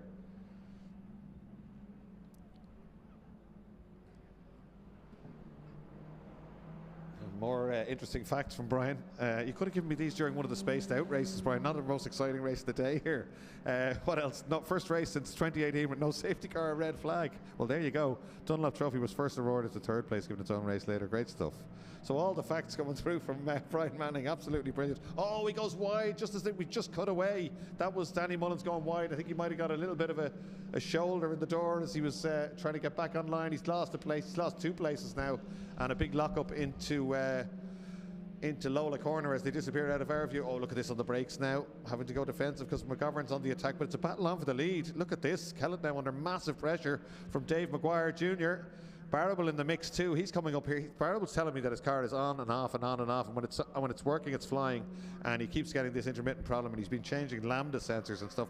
Oh, McGovern gets very, very sideways, just trying to fight off Barrable there. Maguire looking very, very racy here. William Kellett's hugely experienced for such a young man. He's got massive experience and he's very quick, but Maguire all over him here and certainly looking quicker. He's come back up to his back bumper. McGovern was fastest lap though in 4th place. But Mark O'Donoghue looking strong in 3rd, although that's the 2nd time he's done that. It's the 2nd time I've said it and then he's done it, so maybe I need to stop saying he looks safe in 3rd place because McGovern's closing him down. Here comes Maguire. Oh, and Kellett very, very slow to get on the power at the apex there, and almost into the back of him was Dave Maguire. It's a legitimate move here at Mondello Park, but you don't want anyone getting a run at you. Kellett there looking a little bit guilty as he went by us, but no need to be. That's a very well-known move at Mondello Park. If somebody tries to get down the outside, you can switch back to the inside. You just don't get on the power quite as quickly as you normally would, just in case they get that impetus, they get that run at you out of the corner, because it's a long straight in these cars. They're only about 80 brake horsepower, and any little bit of an advantage will drag you up alongside your rival. It's definitely on for 3rd place as well. This is a cracking race. It's what we expect from the budget tin tops. Let's see when they go by us. Oh, Danny Mullins down 3 places, but he's still 3rd place in rookies. Not by much. Adam O'Mahony all over him now. Within a couple of seconds, a second of him. So he's got to get the head down again. That was a mistake. He went a little bit wide at Bridgestone Corner. So here they come back down to us again. 5 minutes and 31 still to go. Oh, look at McGovern looking for a gap down the inside. There isn't one there, and Barrable right with him as well. It's far from over, you know, this race. Dave Maguire looking for a gap on the grass. You won't find one there, Dave. Back on now. There's Andy Kavanagh having a go at... who's that? That's Darren Lawler in the Mondello team building car. The Mondello mechanics love this car. They work on it during the week. They stay back late. They have plenty of fun, and they all have a go on it. They use it in the 6R. And there's Danny Mullins now in the centre of the screen. White car with the blue bumpers. Still hanging on for a double podium. Andy Kavanagh now trying to have a go at Darren Lawler. The more miles plus trying to get on terms of the Mondello car. Big lock up down the inside into third place goes McGovern. Barrable's going to do them both. He does. Barrable does both of them. Again, door-to-door stuff, nothing too bad there, although O'Donoghue might feel a little bit aggrieved by that one, but again, it's all door-to-door.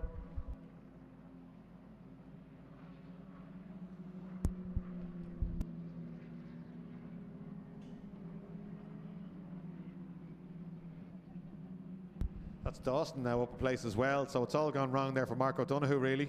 And Jason O'Connell, the recovering Jason O'Connell, that's Kelsey Kirby. She's going really well, just behind them, continuing her top 10 run. She's in 8th place overall, and she'd be delighted with this one. So it's eased off a little bit up front. Kellett's got a little bit of a happy gap. That is Barrable ahead now. That's a good opportunistic move by Barrable to take 2 places, but it has definitely all gone wrong now for Mark O'Donoghue, who had been going so well. But he gets back up the inside of Jason O'Connell, I think, as they come back towards us.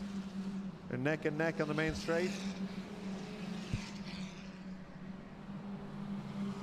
Can he hold it down the inside? He can quite easily, actually. He just drives by, although it's a big switchback and a late break and move down the inside out of our view.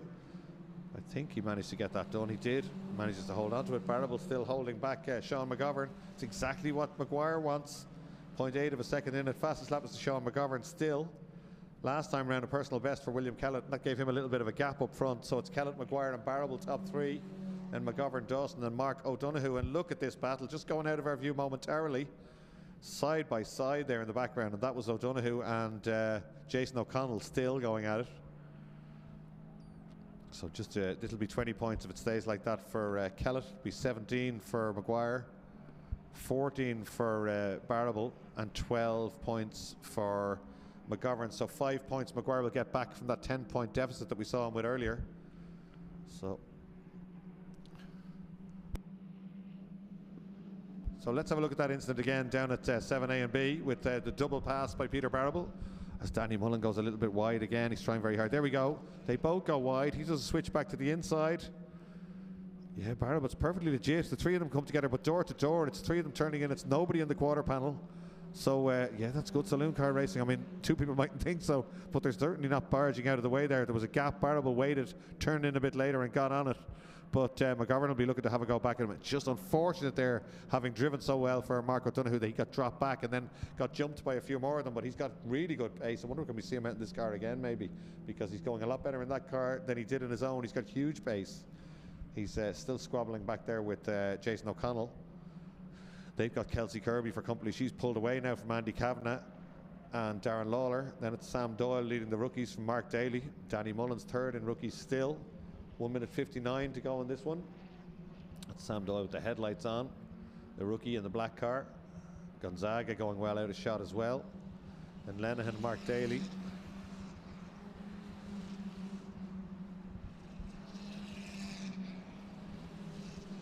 I think Danny Mullins might have lost a few spaces on that lap, you know. Let's have a look. I think there's another rookie in front of him. That's Sam Doyle with the headlights on. It's our rookie. There's Keith Lenihan, that beautifully prepared car we spoke about earlier. Mark Daly is a rookie. He goes through 2nd place in the rookies. Then it's Mick McCardle and Phil Lawless. They're definitely not rookies, but I think the next car might be. Is that Adam O'Mahony? No. No, Danny Mullins. Oh, Jordan Flanagan just ahead of Danny Mullins and Adam O'Mahony. Then Alex McCann, Michael Moynihan and Liv Corcoran. That's Michael Moynihan going through there. Just his 2nd race. Another one of the rookies, 6th place in the rookies. A minute to go on the clock, so this will probably be our final lap. And Maguire with a renewed attack. I think he's closer to Kellett than he was. Now, if he could get by Kellett, easy for me to say, if he could get by Kellett on the final lap, it would get him even closer to McGovern, because McGovern's back in 4th place. And it is squeaky bum time for these guys. It's championship deciding time. 1 more race meeting after this with 2 races. It's been a long season, very competitive season in this class. And they all need to start driving for points now. Let's not forget that William Kellett's right in the mix for that championship as well. This will be his first win, I think. He's had loads of podiums all year. Very quick, very consistent, very clever, and no mistakes. Barable looking racy too as he comes up to them. He's certainly catching them both. The Nankang tyres will be past their best now at this stage of the race. So yeah, this will be the final lap. 22 seconds to go. McCardle now side by side with Phil Lawless. That's the attic conversion car. Hoping to convert it into a good result there today. That's my worst pun of the day so far. We'll get that out of the way. Phil Lawless having a go down the inside. Lawless, a former champion in this class, a former winner, but struggling with this car. He's got the engine and box built and just not showing the pace he'd like. But Phil Lawless usually has 3 or 4 cars in the paddock, always 1 or 2 for sale. He's selling a coupe, a Civic Coupe for Future Classic. Checkered flag is being prepared.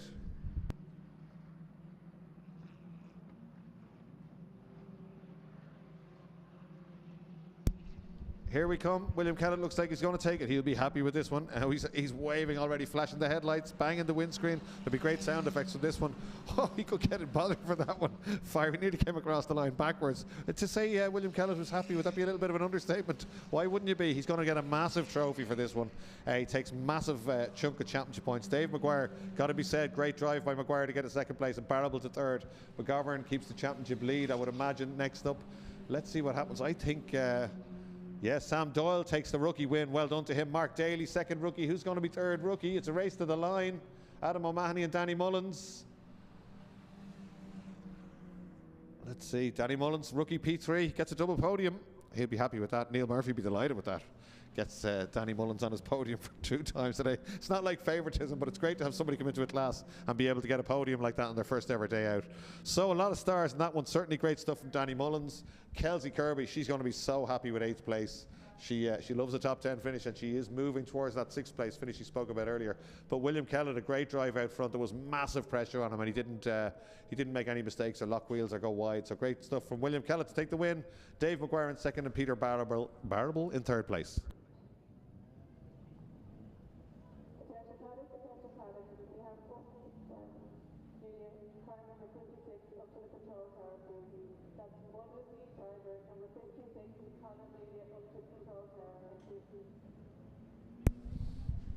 So there we go.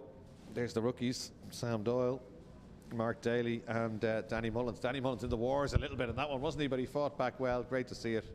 Absolutely fantastic. So Formula V's are coming out now to do their Leinster Trophy presentation.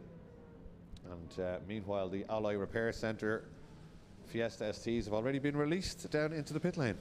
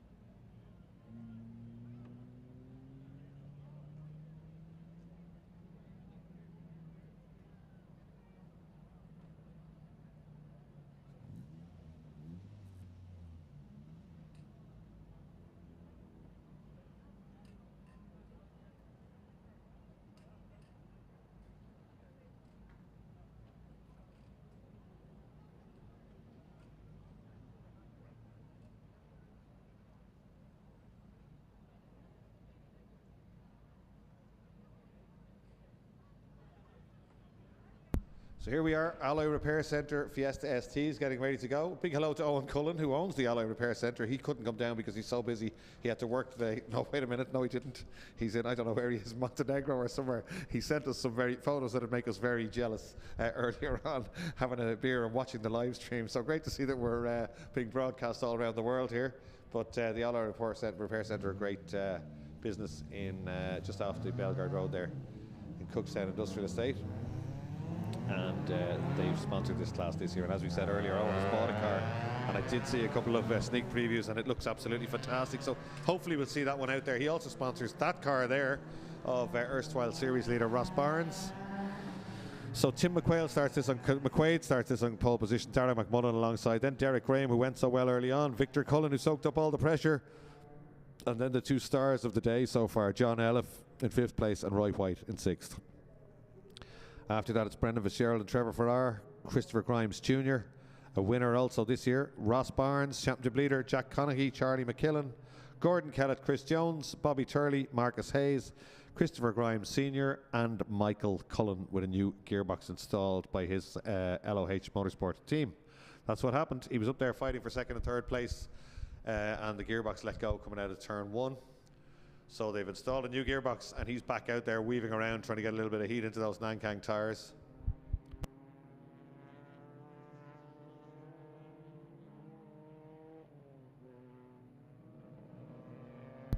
So championship points in this one. Let's have a look. Updated after race 1, so fair play. Beautiful view there for Ross Barnes. So Ross Barnes leading at 111 points from Victor Cullen on 101, Michael Cullen on 100, Roy White on 95, Tim McQuaid on 81, Brendan Fitzgerald 76, Keane O'Brien 74, Christopher Grimes 67, Darren McMullen 65 and John Elliff 60 points.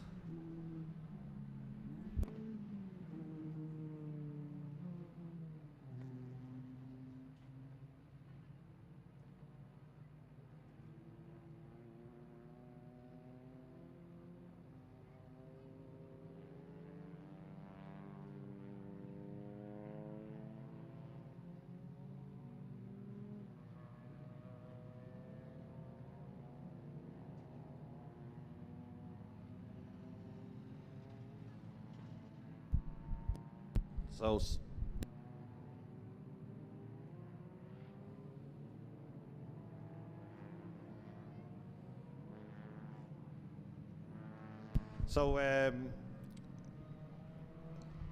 up to Southside Motor Factors on the warm-up lap come the Fiesta STs, the Alloy Repair Centre sponsored championship, specialist alloy wheel refurbishment, and Tim McQuaid's on pole position, but Tim McQuaid's a former winner already. He had a wet win early on, I think round 4 perhaps, so he's been very, very quick. Motor Trader, Dublin Motor Trader. He's former rally co-driver, but certainly wouldn't have much experience going around in circles racing.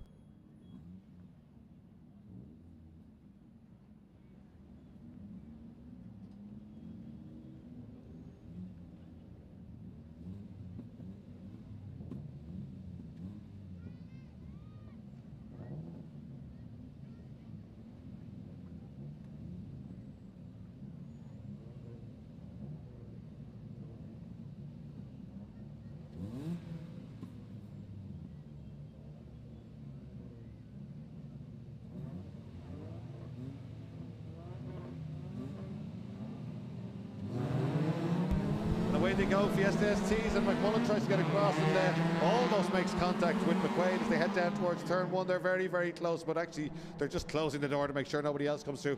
Victor Cullen has to go down the outside. McMullen late in the brakes, turns across the bows of McQuaid, who doesn't back out of it. A little bit of opposite lock. They come apart and they should be okay for turn 2. No, McMullen's on the inside again now at Campion corner. McQuaid tries to sit around the outside, giving each other room just about, and McMullen leads now on the way down towards turn 3. It's McMullen from Tim McQuaid. Let's see how far up Michael Cullen can get as they head out into the distance. Not far is the answer. He's still at the back of the field. I wonder, is there an issue? You'd expect Michael to make up places straight away, but McMullen leading this one from Tim McQuaid, from Derek Graham, from Victor Cullen. Then it looks like John Elliff. Somebody having a look down the inside there. Oh, they're all getting very tight. I think that's Brendan Fitzgerald. Indeed it is. And Ross Barnes trying to get alongside Fitzgerald on the run up the hill now. The two cars side by side there. Barnes on the left. In fact, somebody getting a run at Fitzgerald up the right hand side. It looks like, I think that's Christopher Grimes Jr. Indeed it is, having a go. Barnes gets around the outside of Fitzgerald, I think. They're still side by side though as they come back into view. So it is McMullen leading this one out front. McQuaid in second, closing down. McMullen on the brakes, second gear through here briefly.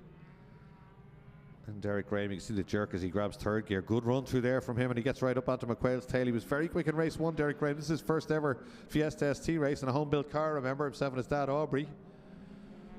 No sponsors on the side of the car, so if you fancy sponsoring a car, he could be the man to talk to. Oh, he gets a little bit wide on the exit there, and Victor Cullen looking to launch it down the inside, but Derek Graham sees that coming. Now he gets up the inside of McQuaid, I should say, and they're side by side heading back towards us. He's only just about there though. I think he'll be a gentleman. He is. Just lifts off slightly.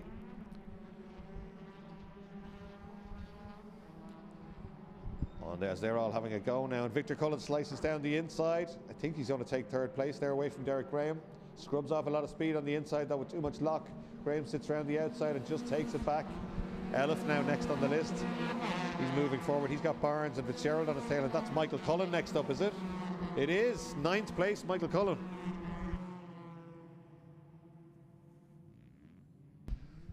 Oh, off into the gravel, John Elif. That's such a shame. He went really well in race 1. He came 2nd place. I'm not sure if he got a little bit of help there, but just slid off into the gravel on the outside. Rejoins, but he's right at the back, and when he went by here, he was in 5th place. So that is a shame. Let's put Cullen up another one though, Michael Cullen. So I thought Michael hadn't made any inroads in the first 2 corners, but he's made up for it there. That's 1 lap completed, and from 18 cars, Michael Cullen crossed the line in 9th. Here they come back towards us again. It's McMullen, it's McQuaid, it's Graham, Victor Cullen, Ross Barnes, Brendan Fitzgerald, Christopher Grimes Jr. going nicely, then Michael Cullen, Trevor Farrar, Gordon Kellett, Marcus Hayes, and somebody else going, Charlie McKillen, going very wide there. Oh, look at Elif, he's already caught up on Christopher Grimes Sr., looking to get back up there. He's got plenty of pace, so he should come up a few places in this one. So Barnes is the man, really needs to get back up there. That those championship positions we had a look at apparently are dropped, including dropped scores, so it's not really representative of how it looks, but it is how it'll end. They'll drop scores at the end of the next race meeting. So in over that inside curve, number 1, Michael Cullen, with a whole lot of work to do here. No points from the first race. He's already had his drop points, so it's dropped him well back at the championship, so all he can do is get as many points as he can in this one. McQuaid settling down now. The gap was 1.3 seconds to McMullen. I don't think it's that much anymore. No, it's certainly not. He's definitely closer here. So McMullen and McQuaid from Derek Graham. Then Victor and Ross Barnes all over the back of Victor Cullen now. Victor sees him coming and stays defensive on the run up to south side. Oh, last minute down the inside just as we change shot. I'm not sure if there was contact there, but somehow Fitzgerald's got up the inside perhaps of Barnes, not quite. Christopher Grimes Jr. trying to get in there as well. So Victor under pressure here, but actually Barnes under pressure behind him, so maybe he can get the head down. That's a change for 2nd place. Derek Graham takes that place away and moves up to 2nd place. Now let's see if Derek Graham can close down Darragh McMullen out front. Victor Cullen with a little bit of a queue behind him. Grimes Jr. going nicely here. We haven't seen this form from before. He did have a great win earlier on in the year, but he's got phenomenal car control. He's around the outside of Fitzgerald, no problem. Around the outside of Barnes. He's not going to do all 3 of them around the outside, is he? He's certainly done 2. If we don't see dust, we might see white smoke. Let's see what happened in the background. He's on the right-hand side. No, he's back there. They've got him back on the second right-hander. Fitzgerald hasn't, though. So he's managed to get around the outside of Fitzgerald. He's down the inside now as they come into Bridgestone corner. But Fitzgerald now decides to sit around the outside, and Michael Cullen wants a piece of this as well. Cullen right round the outside onto the back of Fitzgerald, who swerves across in front of Michael Cullen there. He's suddenly seen the beacon car. Where did that come from? So this is Victor now, Barnes, Fitzgerald, Michael Cullen, then Grimes Jr., then Trevor Farrar. Fastest lap is to Derek Graham, who's in 3rd, showing in 3rd, but he's actually in 2nd place now. There we go, fastest lap 205.016, 205.7 for McMullen, so he's a lot quicker than the leader, 7/10. Victor over that inside curve. Ross Barnes really trying hard to get by Victor. Victor is his championship rival now, really, with Michael having got a non-finish this morning. Doesn't get down the inside there. Big test for Victor. Big pressure through Bahrain's bends. The left, the right, and then the left. Door open there. Barnes throws it down the inside. It was wide open, wasn't it? Victor closes it, but a little bit late perhaps. And Barnes is through and Fitzgerald's through. Michael Cullen next on the list. He would have seen all that happening. And he's going to have a go at Victor now as they go through Nordic Spirit corner. Victor goes to the inside to go defensive. Michael to the outside. That'll allow Grimes up the inside. Michael's real late on the brakes and level with Victor round the outside now as they come out onto the main straight. Going to be a little bit of a drag race with Grimes between them. They're side by side, mirror to mirror. Victor on the left, Michael on the right. The 2 Beacon Hospital cars now. LOH Motorsport running them side by side. This is for championship honours as much as anything else, but it's all working to Ross Barnes' advantage. Grimes now up the inside. Michael slowing again. Looks like the gearbox has gone in the exact same place again. Is that Michael or Victor that slowed? It's Michael, I think. Looks like it. One of those Beacon cars has slowed down.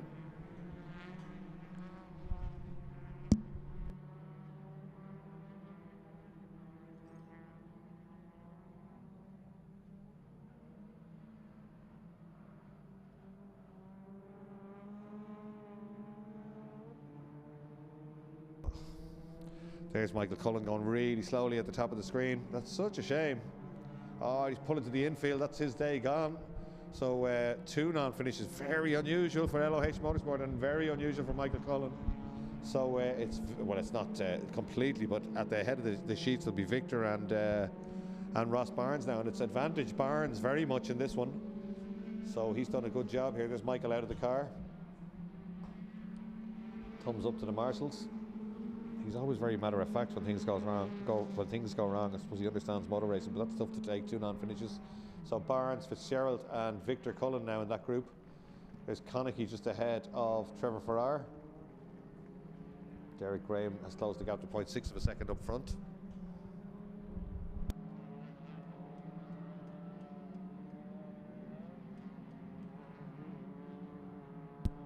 So that's Barnes. It has gone close up front. Here's Derek Graham on a charge. The red car, great stuff in that lap. He's put in a really quick lap, and the gap absolutely nothing. And now going defensive for the first time is McMullen in the Newtone car. High and wide is Derek Graham.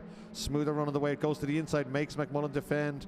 He's very calm and collected. That'll all wear McMullen's tyres out, making him take more lock on the exit of a corner. Derek Graham will know exactly what he's doing, but Darren McMullen's very experienced as well, and he's won ST races before, so this will be a good battle between these two guys. That looked like a lot of understeer, didn't it, for McMullen's car? Maybe just me. We are how many laps in? We're 4 laps of the international circuit in, the equivalent of 8 of the national circuit, so the tyres will be beginning to do that. But McMullen's got plenty of racecraft. He knows his way around Mondello Park. He certainly won't hand it away. But climbing all over him now is Derek Graham. Would love a win on his ST debut. He comes back towards, he's definitely getting a better run on the way out of corners, better traction, better front end grip, it looks like. Has a look down the inside. McMullen gets turned in, but he's showing him the nose everywhere. Tim McQuaid hoping to pick up the pieces, no doubt, if this goes wrong. With 3 minutes 42 still to go, plenty of time. Derek Graham goes wide again to get a good run.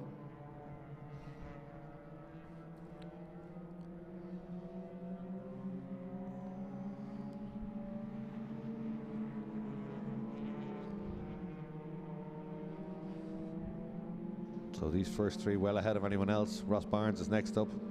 Derek Graham, the only one in the 2:04 bracket, 4:7. McMullen's fastest lap of 5:3, so 0.6 of a second slower, but he's got track position and he's not making any mistakes. In fact, he's pulled a length or 2 now. 3 minutes exactly to go as they come up to the right-hander. Brains bends. Both inch perfect through the left-hander. No gap left there for McMullen. Quite confident though, turns in late, gets to the apex. 3rd gear now heading towards Nordic Spirit corner, up over that inside curb. They're always very impressive. The photographers tend to hang around there to get the 2-wheeled photos. I think McQuaid is closer to them than he was, you know. Barnes in a distant 4th place, but that's all he needs championship wise really. Now the final corner once again. McMullen goes to the inside to defend. Graham stays to the outside.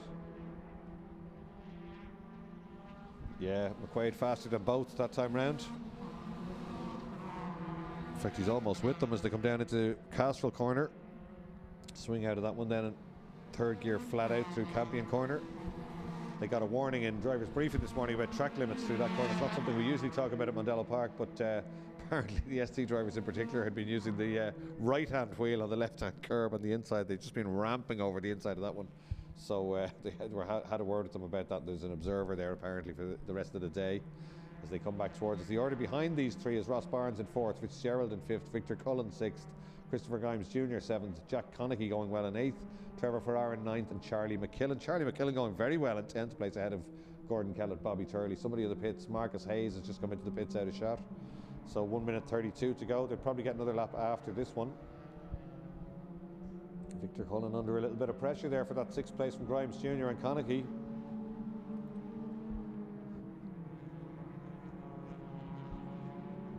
In fact, first 3 beginning a little bit more spread out than they were. So it's McMullen, Graham and McQuaid with nothing happening there down at 7A and B.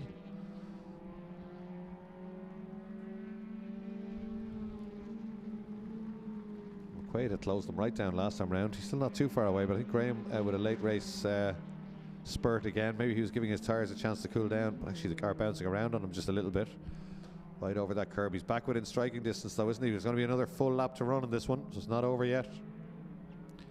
McQuaid going wide, costing himself a lot of time there just as he went out of shot. It's a 2-horse race now, perhaps, with a lap to run. McMullen up over the inside curb. He's driven a good race here. Goes defensive, down the outside goes Derek Graham. Should be quicker on the exit as a result. There definitely is a little bit of understeer in McMullen's car. He's controlling it nicely. He's right out to the outside, a quick glance in the mirror, then across to the inside. He's not going to leave any gaps for Derek Graham, but Graham is right on his bumper now with 1 lap to go. 17 seconds on the clock, so this is it.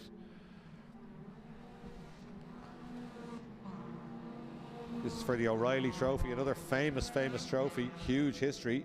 Darren McMullen looking good to get his name on it, but Derek Graham would love to see his name on it as well.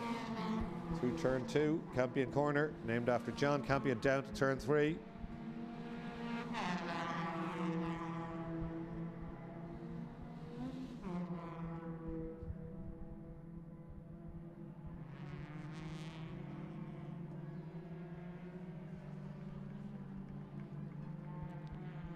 Down into the main arena.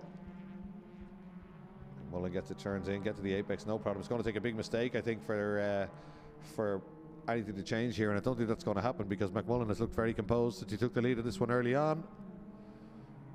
On the brakes, up into Lola corner. Derek Graham very impressive on his first outing in this car, home-built car. Just came down and did a bit of testing Friday, put his race numbers on, and away he went. He's been very impressive in both races. Big points haul for him this weekend, although it won't be relevant because it's his first race, even though we're near the end of the season. Fastest lap for him in this one too, up over that inside curb. And again, McQuaid coming back at them on this, the final tour. These first 3 well clear of anybody else. 5.5 seconds back to Ross Barnes. Bahrain's Benz for the last time, through the right, through the left. Newton car leads, Derek Graham in 2nd place, Tim McQuaid in 3rd place. We've had many different winners this season in STs. This will be another one. McQuaid, a winner early on in the season. Up over that inside curb, 2 wheels there for the Newton car in the final time. Up to the braking area, just centre of the road, no gaps there in case anyone decides to be a hero, but McMullen I think has done enough. Here he comes out of the final corner, 2nd gear, 3rd gear. He will be delighted with this one.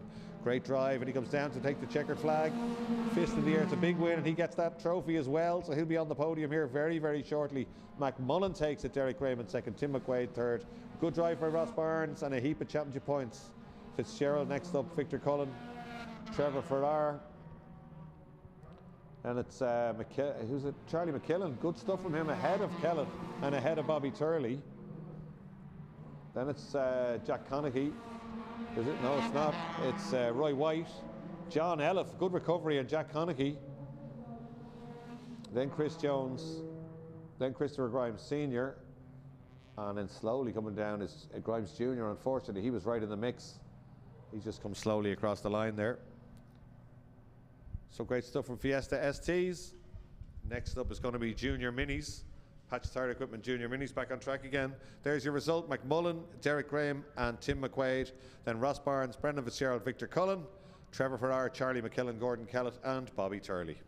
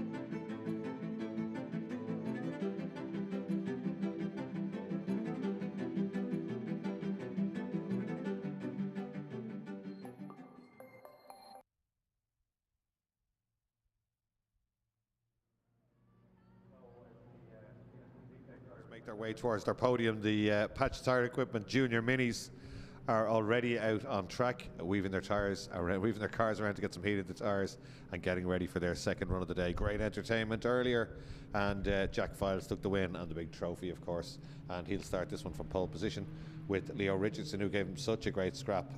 Next up then Holly Dunyan, TJ Taff, Leah McManus, Ailey Sexton, Dean Deasy, Harry Dowling, Jaden McBrearty, Joshua Henry, Luca Mullins, Logan Hoy, Dahi Kennedy, and Kyle Irvine and Martin Finnegan.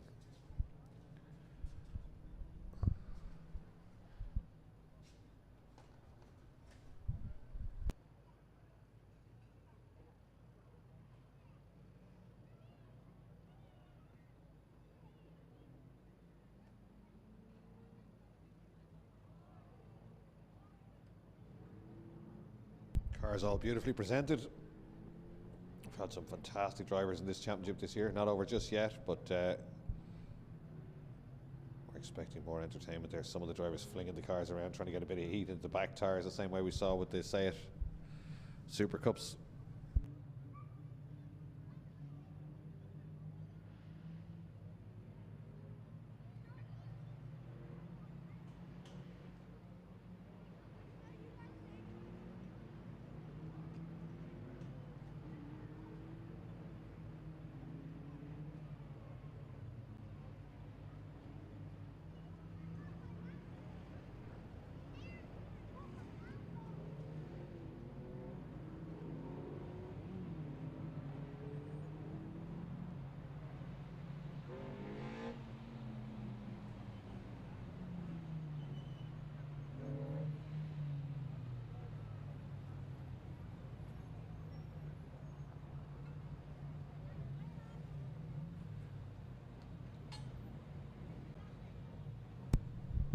So there we go, young Jack Files, fourth generation of the Files family, just fresh from a win and starting on pole position again. Leo Richardson, third generation, and I did see Ernie here. Ernie's at every race meeting, and raced 205s back in the day as well, great competitor.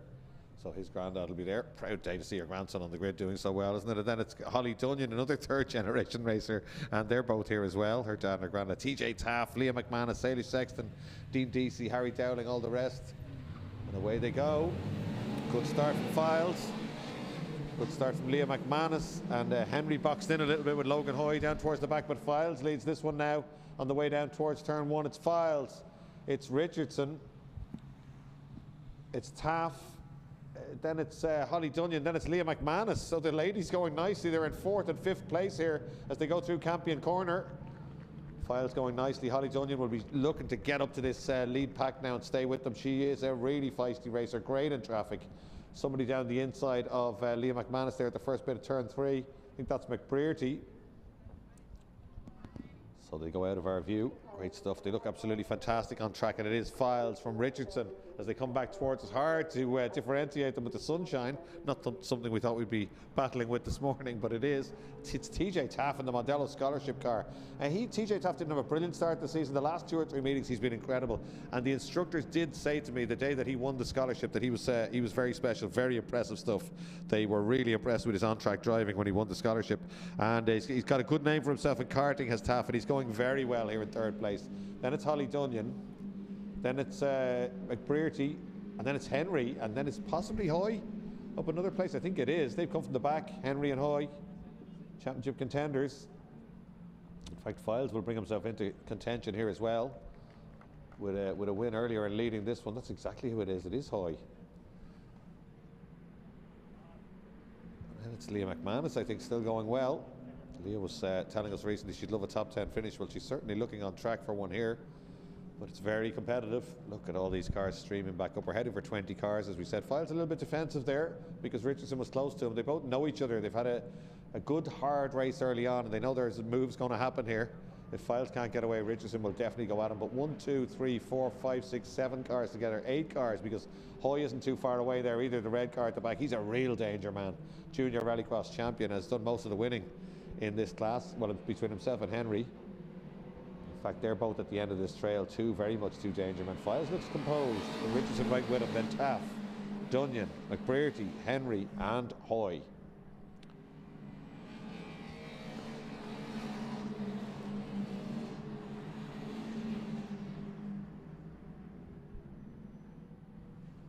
Some problem for Leah McManus. She's down a couple of places, down 6 places in that lap. She was on the back of that group. She was 8th halfway around the lap, but something must have gone wrong 11th as she went across the line. So Ailey Sexton and Dean Deasy still having the battle they had earlier on today as they head out into the sunshine at turn 3. 10 minutes 15 seconds still on the clock. Little bit of a gap for the first 2 now, as we saw in race 1, as Files begins to ease away but brings Leo Richardson with him. Richardson right on the back bumper of Files now. Taff holding off McBrearty, Henry. McBrearty, Dunyan and Henry. So McBrearty's got ahead of Dunyan perhaps. It's hard to differentiate them when they're heading out the road that way. They just all go into a dark colour when they're going away into the sun, but I will try and get them. Here we are. Better idea here. That is Brearty ahead of, it is in fact, he's ahead of Holly Dunyan, as is Henry. So Holly Dunyan's back 2 places. Joshua Henry got up there too. And look at McBrearty having a look down the inside of Taff. All right onto the back bumper. It's Taff, it's bumper to bumper, and Henry's in the mix now as well. Holly Dunyan not too far away, and Logan Hoy right there too. So this is where the action is in this one. They're all just behind the leaders. It's far from over. 9 minutes to go. 9 minutes 15. Files right over that inside curb. Richardson with him. Then Taff. Jaden McBrearty. Joshua Henry. The 2 Donegal cars. Oh, Henry down the inside.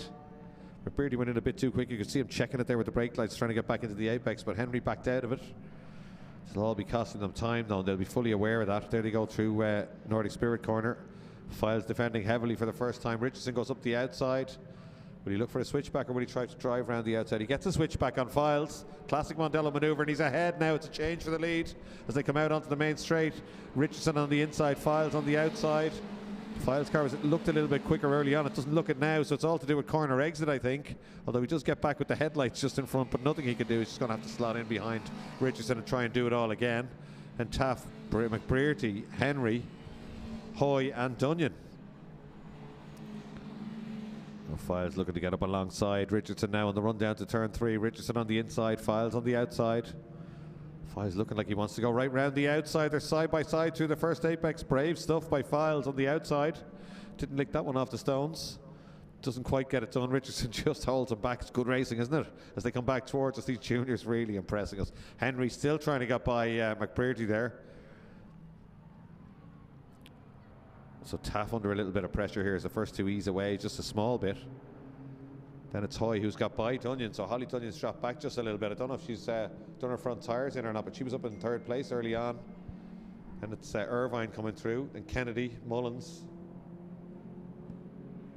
then Leah McManus. Henry's got the job done on McBrearty at Lola corner. Waved yellows for some reason, don't know why that is, but he had the job done well before that. Somebody down the inside with a big lunge. Is that Hoy? I think it is.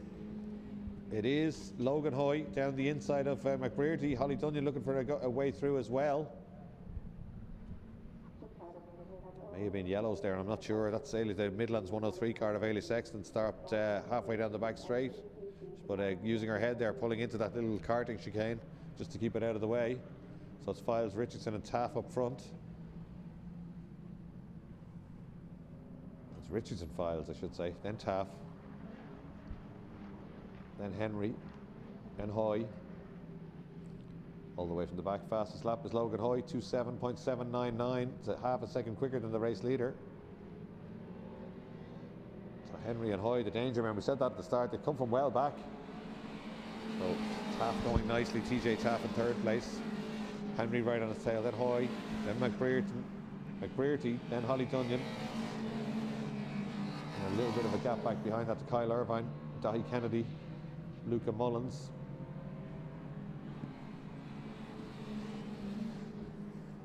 And Leah McManus and Martin Finnegan.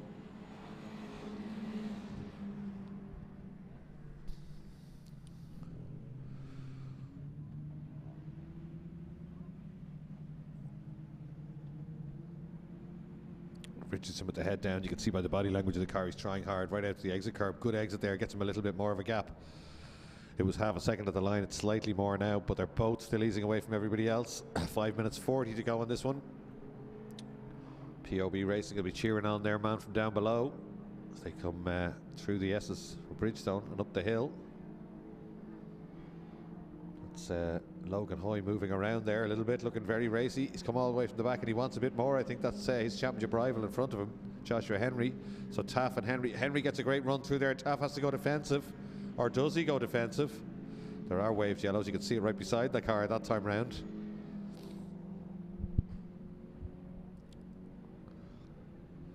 So go to 7A and 7B.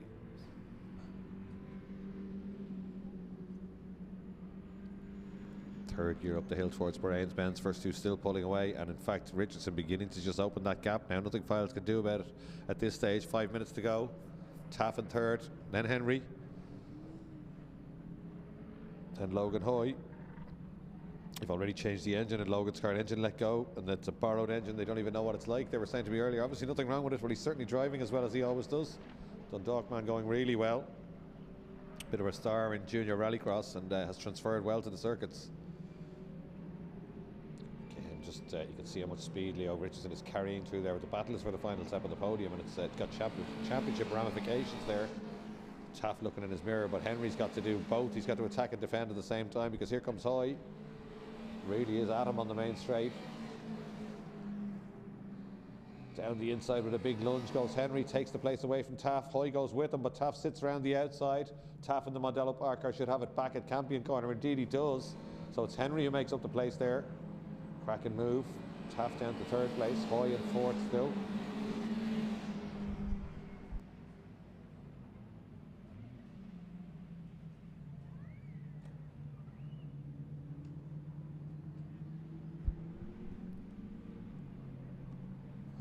Here they come back down towards us again. So the scrapping has dropped them back definitely from the first two. New fastest lap there to Leo Richardson, 2:07.241, half a second quicker than Files, and puts that gap out to 1.044 seconds. There's the fastest lap notification, 2:07.241. So great stuff. Purple fastest lap for Leo Richardson, looking good out front. 3 minutes 15 to go. Joshua Henry's come all the way from the 5th row of the grid, and Hoy from the 6th, so they've done well, these two. Taff started on row 2. He's putting up a good fight here.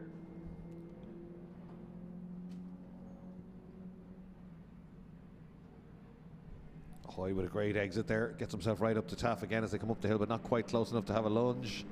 Two Bahrain's-Benz all together. Oh, very wide for Henry there, just overcommitted a little bit. He's trying so hard, gathers it up though, and doesn't cost him too much time. Should have been all over him, I would have thought, on the exit, but they're just on the door handles, these young kids, aren't they? Really pushing hard. Henry trying to get away from this group in a forlorn effort in the closing stages to try and get up to Files and Richardson.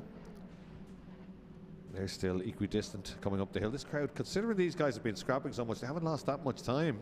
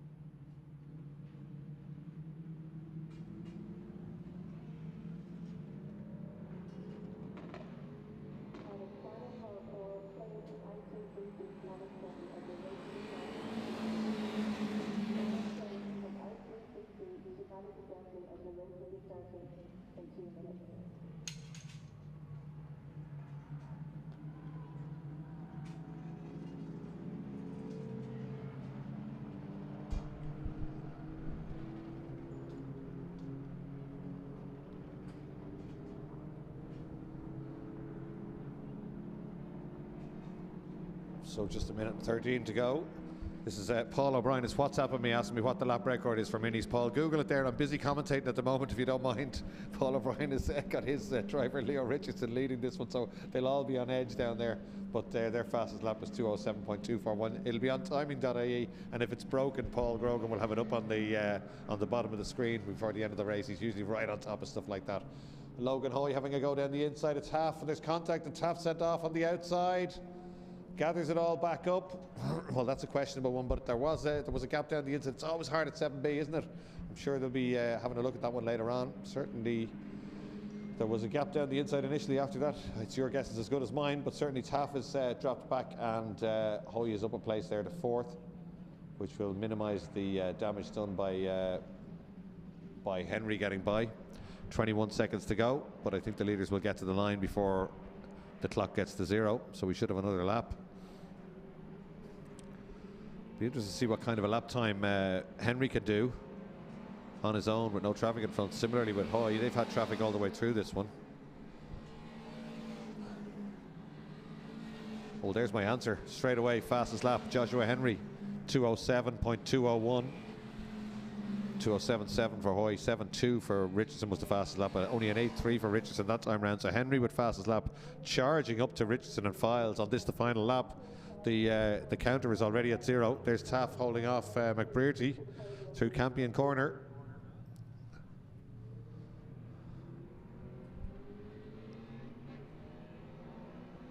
Leah McManus going by the start finish line up another place. She's ahead of Finnegan. Good battle there between Finnegan, DC and Harry Dowling there. She's heading that one up 11th place. She's mad keen for a top 10.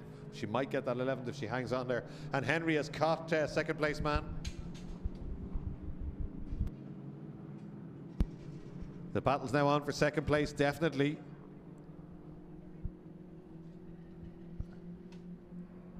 But whatever's happened, we missed it there, but Files now leads from Richardson, and Henry is right with him.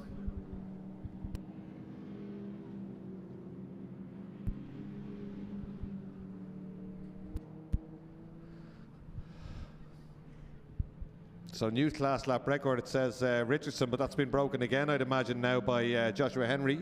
So it was Leo Richardson with a 2:07.241, but a 2:07.201 trumps that for Joshua Henry on that final lap. But this is the last lap, and Richardson's got back ahead again, so they're really having to go here. Sorry, it's Files, it's Richardson, and it's Henry is the order now, and this is the final lap, and they're not as far apart as they were. So we're trying to see if we've got a replay of that one. I'm not sure what happened, apologies, but it is Files from Richardson from Henry, and just one corner to go. Files going to do the double. It looks like his dad took a win yesterday, and he's going to take 2 today. Jack Files 2.0 as we come on. Henry down the inside with a big lunge. Last corner, Richardson goes wide to try and come back at him, and he does come back at him. Great stuff from Leo Richardson using the head. Drag race to the line. Oh, Henry leaning in a little bit hard on him on the run to the line. Nothing in it. And let's see who gets it. Leo Richardson. No, Henry gets it. No, Leo Richardson gets it by 9 thousandths of a second. Files, Richardson, Henry and Hoy. Great stuff from the Patch Tire Equipment Junior Minis. Probably race of the day there, and no shortage of action. So they're still coming down. Jaden McBrearty as well, great stuff. There's a load of them coming into the pits without taking the checkered flag for some reason. I'm not sure why they would do that. Well, unless they get right up to the end, they're going to cost themselves a load of places, because Leah McManus isn't going to come into the pits. She's going to come down and make herself up 3 places at least. But Irvine, Dahi Kennedy and Mullins came into the pits instead of taking the checkered flag. So that puts Leah McManus up to 8th place. She gets the top 10 finish she wanted. She's ahead of Martin Finnegan, Harry Dowling and Dean Deasy. Well, that's a great race from those guys as well. 8th, 9th, 10th and 11th. And they'll be shown as non-finishers. If I was Irvine's pit crew, I'd be telling them to get out the pit lane and finish the lap. For some reason, they've come into the pits. I don't understand why that is. But they certainly have cost themselves a finish. They probably have the option now to drive out of the pit lane and get 12th, 13th, 14th place back, but that's not what they're doing at the moment. There's a little bit of confusion in the pit lane. They're back into Park Ferme already, but Jack Files takes that win from Joshua Henry and Leo Richardson. New class lap record, Joshua Henry 2:07.201. So great stuff from Junior Minis. They really are giving us some great racing, aren't they? Good hard racing up front, and Files does the double. Yeah, they're coming back out of the pit lane now, so they've been told what to do, but what a mistake. I'm not sure what happened there. They've just been told to drive around. They should register as finishers if they drive back around. Let's see. We watch the timing here. Let's show them coming back out of the pits. It does. Kyle Irvine. He takes 12th place just by crossing the line. Luca Mullins makes up a place in the pit lane there, not by strategy. And Dahi Kennedy too. But that's dropped them well back. So that puts Leah McManus up to 8th place. Holly Dunyan 7th, Leah McManus 8th, Martin Finnegan 9th, Harry Dowling 10th, and Dean Deasy 11th. Then Kyle Irvine, Luca Mullins, and Dahi Kennedy. So fantastic stuff from the Junior Mini Challenge cars there.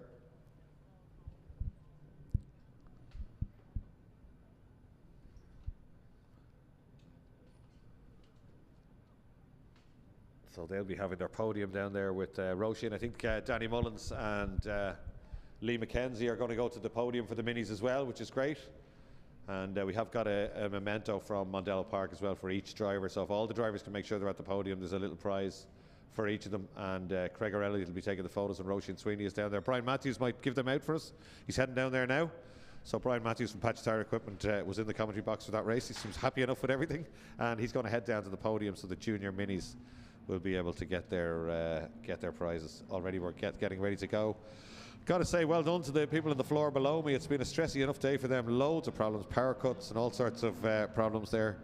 But we're back to the second last race of the day, the second set Supercup Ireland Championship and Irish Touring Car Championship race.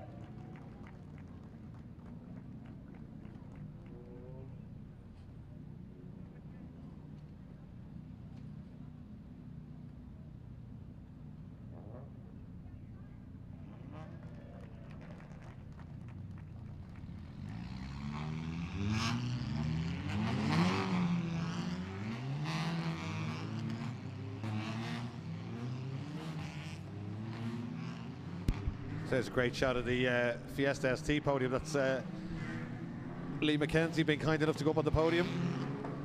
Darren McMullen delighted to hold that O'Reilly trophy up. Great stuff, great drive from him. Derek Graham in second place.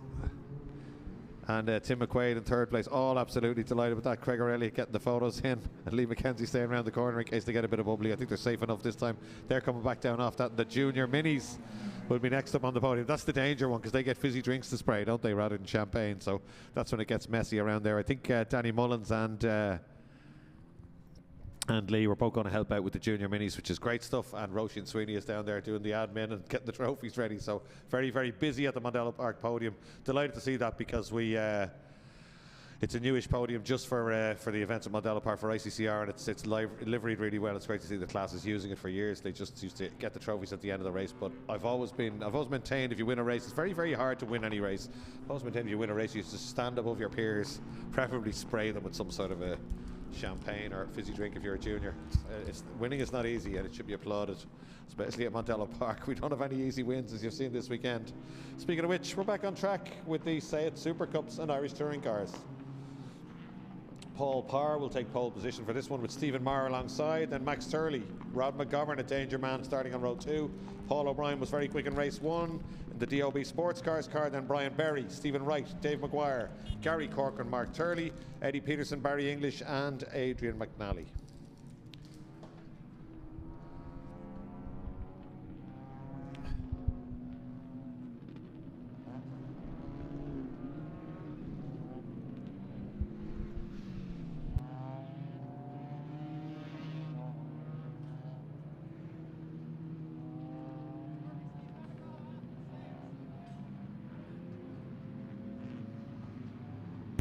Here's championship points. Top scores still to come in, of course, but that'll be calculated after the last round. So Max Turley with 151, Eddie Peterson 145, Stephen Wright up 1 to 128, Dave McGuire down 1 to 126. Then Paul Parr, Paul O'Brien, Barry English, Adrian McNally, Brian Berry, and Rob McGovern rounding out the top 10.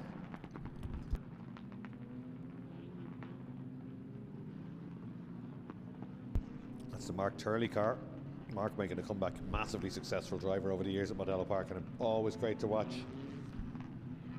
Hasn't been down in a while and did a last minute deal to race this Seat Super Cup. So the Marty Motorsport guys trying to sort the problem out here.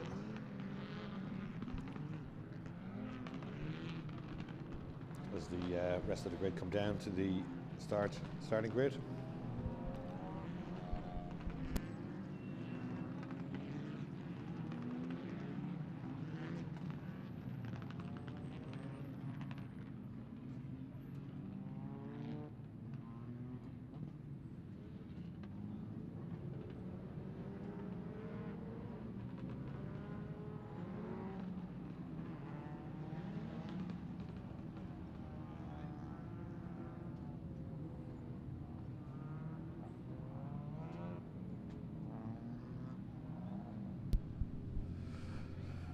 So we've done the C8 grid. Let's have a look at the Irish Touring Car grid. Stuart Curran on pole position, Cian Walsh alongside him. Looks like Mark 30 will make it.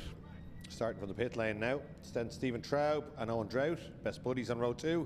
David McMinn and Robert Doherty. On row 3, Oisin Clune and Ian Stryker. On row 4, David Flynn and Ryan Stryker. On row 5, Michael Clune and Aaron Ennis. Row 6, Stephen Martin and Colin Morris on row 7.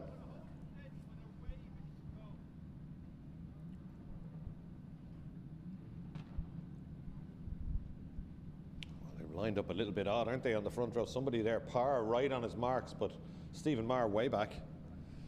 Looks like a staggered start. Everybody else is pretty close to where they need to be, but certainly Parr taking full advantage, going right up to the front of his grid slot. But Stephen Marr with a little bit further back. Alongside him, they do have launch control, these cars, but they can be a little bit difficult to get off the line.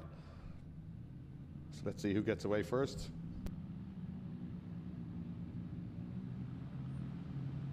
Dunboyne Trophy going to the winner of the Zetecs. Just come up here. Just beautiful. Another beautiful bit of kit. Oh, Eddie Peterson, Brent Hughes, and who's the top one? Keith Campbell. Great stuff. Plenty of names of that. John Watson, Robert Ashcroft, John Crosley, Damien McGee, Mad Dog McGee, Henry Paul Eastwood, David Kennedy, Dan Daly, loads of them on that. I better commentate on the race. Fantastic. Cian Walsh makes the best getaway. Owen Drought goes with him though in the Golf on the outside. Oh, somebody off and into the bridge in the background. One of the Integras. A big one there, and I'm sure that's going to be a red flag. The car stranded in the middle of the track here right below us. Yeah, it is. Number 17. That's David Flynn in the Integra. Real quick driver. Just got tangled up with somebody going under the bridge. He's going to be able to drive it out of the way, I think, you know. Nothing structural maybe. Back bumper's gone, the front bumper's definitely damaged, but he's tried to straighten the car up. I think the rescue crews are telling him to stay where he is. Surely the red flags will be out. The red flags are out and the race has been stopped, just what the officials will want at this time of the day. With one race to go. What time of the day is it? It's 26 minutes past 5. They've done a good job to keep everything running, but another delay is not what they laid. But it gives me more time to read the names on this lovely trophy. This is the trophy they're racing for. Christy Connolly, Stephen Fisk, that would have been Fiat's Austin Bishop, Alan Johnson. Look at that, Alan Johnson 4 times in a row, 5 times in a row. Then Alan Byrne twice, bigger text than anybody else. Must have been shouting when he wrote that one. Then Colin Ryan, Ken Elliott, Martin Tracy, Johnny Whelan twice, Eric Holstein, Dave O'Brien who's running a car here today, Shane Rabbit twice. Irish touring cars must have had at ITCC. Brilliant names on that one. Fantastic. Crawford Harkness. The Dunboyne Cup presented to the Leinster Motor Club. So these are so highly polished I find them hard to read. I can see myself in them all right. By the traders of Dunboyne and Clonee in 1959. That's fantastic. Great stuff. Thank you very much. So yeah, they're worth winning these trophies. It's great to get a little bit of history. For years they were just a name really, and I didn't really understand who had won them.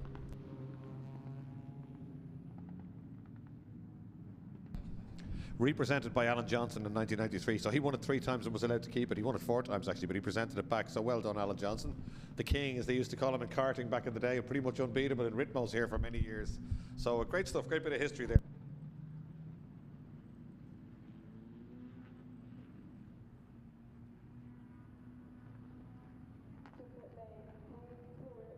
Let's have a look at this then. Replay for this shunt going under the bridge as they headed off. So it's the white Integra we're looking for. Second one, oh, he's already gone off. Isn't he heading off the grid? There he is, into the barrier and straight back out. Yeah, it was early on. He was way out of shape as they were heading off the grid. Well, I wouldn't say low speed because these are really powerful cars, all of them. But he bounced fairly well, bounced back out onto the track. It's all, he's out of the car and he's absolutely fine. It's just a matter of the rescue crew getting the car out of the way now. So track, oh, it's the barrier they're looking at. That's the problem now. The tyre barrier is being dislodged and they have... you can see it there at the top of your screen on the left. They have a kind of conveyor belt that goes across those tyres, and the reason for that is that your car doesn't dig in, it slides along them. It's a proven way of doing it. And if you take that belt down, as it is now, your car can dig in and give you a big impact, whereas it's to absorb energy, isn't it, to make the car slide along the tyre wall. That's why they have those belts. So they'll have to be put back up, I think, before they go racing again. So Fergus Brennan and a few others down there. Teleporter has arrived. That could be a few minutes before we get back racing.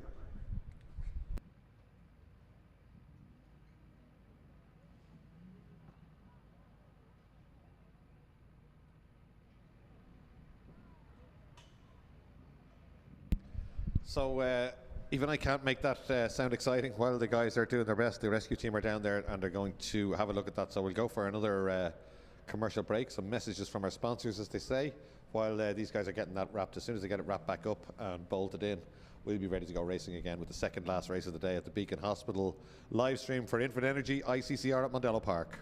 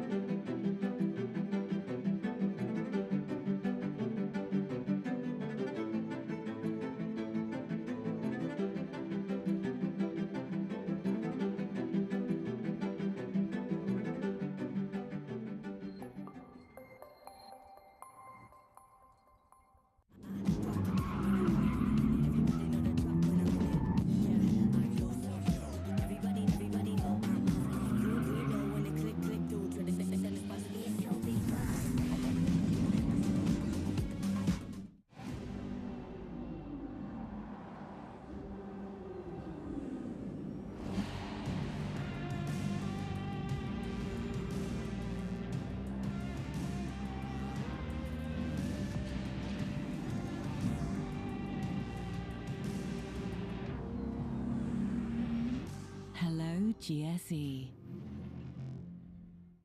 The Blitz is more than just a logo to us. It represents who we are. It stands for the energy that flows into every single opal, and for our restless ambition to always go further, even if it means to break old patterns. By 2028, we will be fully electric. This is our focus, our energy, and we manifest it with a new, even more energetic Blitz. Like never before, it stands for who we are and where we go. Because it's much more than just a logo. It's our compass to head forward.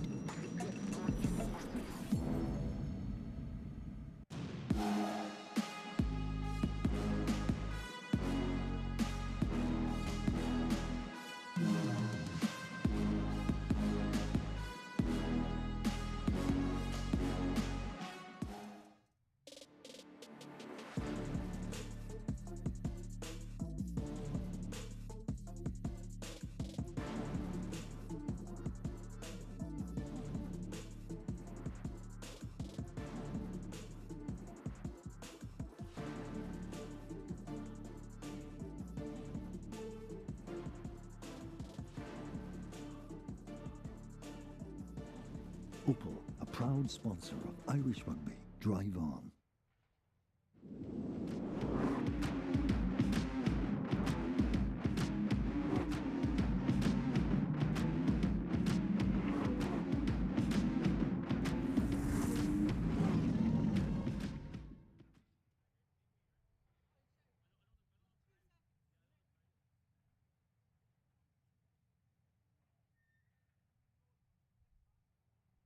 The Blitz is more than just a logo to us. It represents who we are.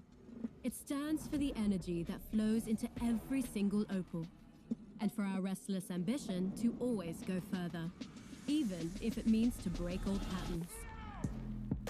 By 2028, we will be fully electric. This is our focus, our energy, and we manifest it with a new, even more energetic Blitz. Like never before, it stands for who we are and where we go. Because it's much more than just a logo. It's our compass to head forward.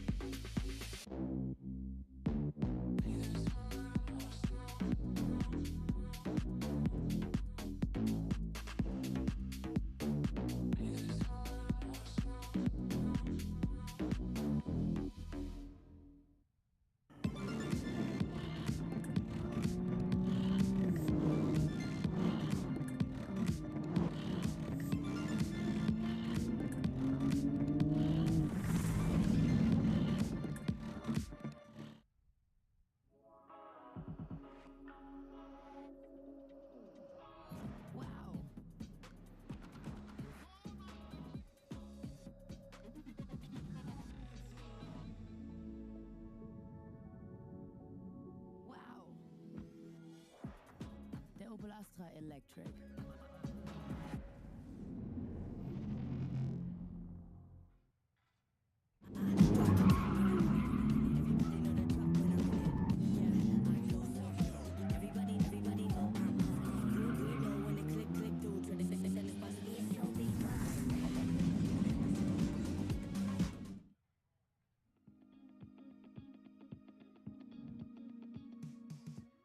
Welcome to Mondello Park, more than just a racetrack.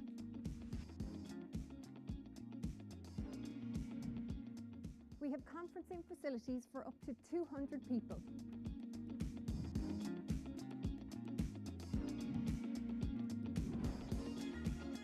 We can provide a wide range of fresh, locally produced food, from soup and sandwiches all the way up to a full 5-course meal. Test your team to work together in a series of racing challenges against the clock in our state-of-the-art driving simulators. Or if you want to try the real thing, jump behind the wheel of one of our many supercars.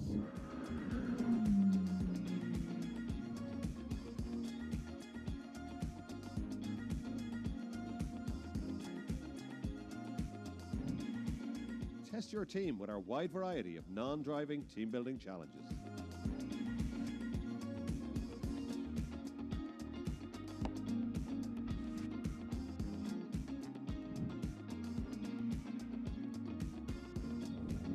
Or beat the clock in our exhilarating auto test challenge.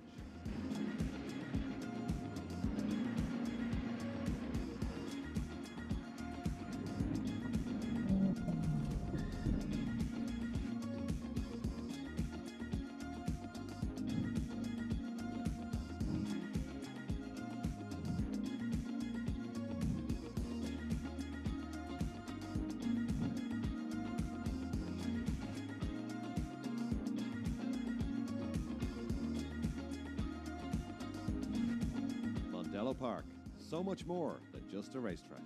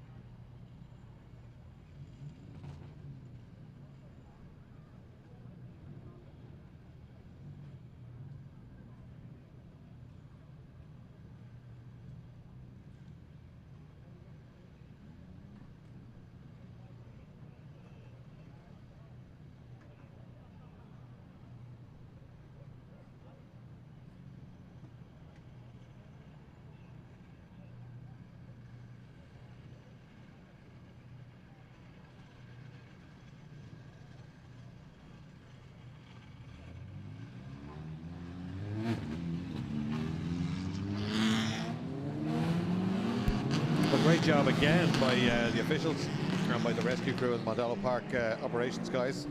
We're able to go racing again. I was a little bit worried there when that when the rubber sheets came down off the tires that we mightn't be able to go back racing. But they've done a great job, got it all up and running, and we're getting ready to go. Just this and one more race to go. This is going to be a 10-minute race with one warm-up lap. It's Supercup Ireland, and it's Paul Parr and Stephen Maher in the front row, and then behind them is Irish touring cars, Stuart Curran and Cian Walsh on the front row. So we've done the grids already. We'll let them come around, get a bit of heat into their tires, come around, line up, and we will get going.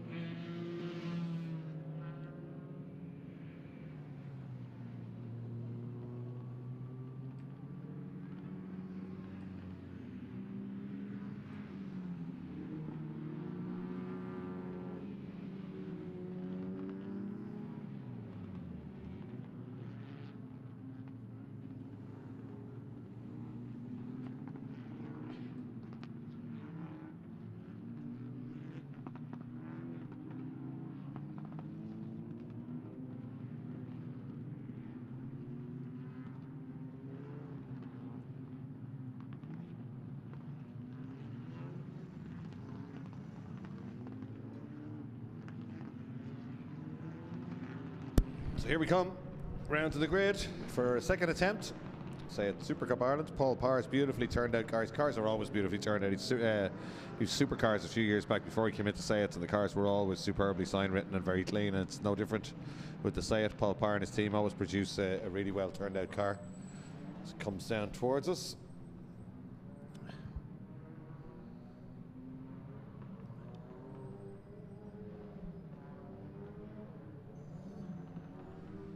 We are missing, are we missing Stephen Wright? Or Stephen Maher, I should say. He was on the grid last time around. I don't see him there now. Don't see it in Park Ferme, but it's not on the grid. So all on his ownio on the front row of the grid is Paul Parr. Row 2 will be Dave Maguire and Max Turley, who's got a clean run down to the first corner if he can launch well. Then it is Rod McGovern and Paul O'Brien, two of the quicker guys. Brian Berry, Stephen Wright as well. So this will be interesting. Mark Turley gets his grid position back, and away we go. Parr makes no mistakes. Paul O'Brien with a good start. He's looking for space down the outside. I think he's got it. It's going to be on the outside though when they get down there, but he gets crowded out a little bit. But a great start from Parr, and he leads round turn 1. Right looking for a gap up the inside as everyone else gets pushed wide. Touring car is about to start now. Second start now. Away we go, great stuff. Watch Cian Walsh on the outside, all the cacophony, but it's Owen Drought who makes the best start by the look of it in the Golf, and he leads away. He got swamped by all the job cars last time, not so much this time. The Roscrea Garage man leads under the M-Town Bridge and down into turn 1. He was in the running for the championship. I think the non-finish in race 1 will have scuppered him just a little bit, but he's really the only man who's been able to mix it at the front this year. But Cian Walsh's pace from mid-season on has been so strong that nobody can stay with him. But Owen Drought will be hopeful to stay in front for a lap or two anyway. No shortage of straight line speed in the Golf, but he's struggled to get it sorted through the corners, and he's had a couple of braking issues as well that makes it hard to get stopped for the slower corners. But he's not a problem here now, and still leading it, but side by side coming up the hill. He's gone a little bit wide there. We've zanged shot for some reason back to the Sayets, and down the inside goes Turley on McGovern. Big lock up for McGovern, who takes it back on the inside. So all the action but no place change. Paul O'Brien getting a grandstand view of all that one.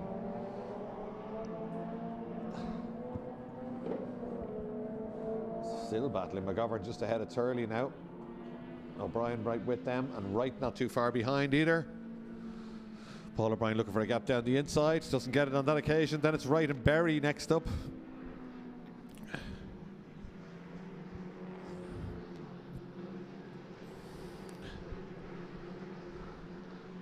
But nobody touching Paul Parr. We can't see him in this shot, but he's leading coming down the main straight now. Then leading well as he crosses the line. There he is, down into turn one. Nice shallow early turn in for him. It's a good first lap. Leads by 2.9 seconds from Dave Maguire at the end of lap one. Rod McGovern in third, then Max Turley, Paul O'Brien, Stephen Wright, Brian Berry, Barry English, Gary Corcoran, Eddie Peterson well back, watch out for him, and Adrian McNally.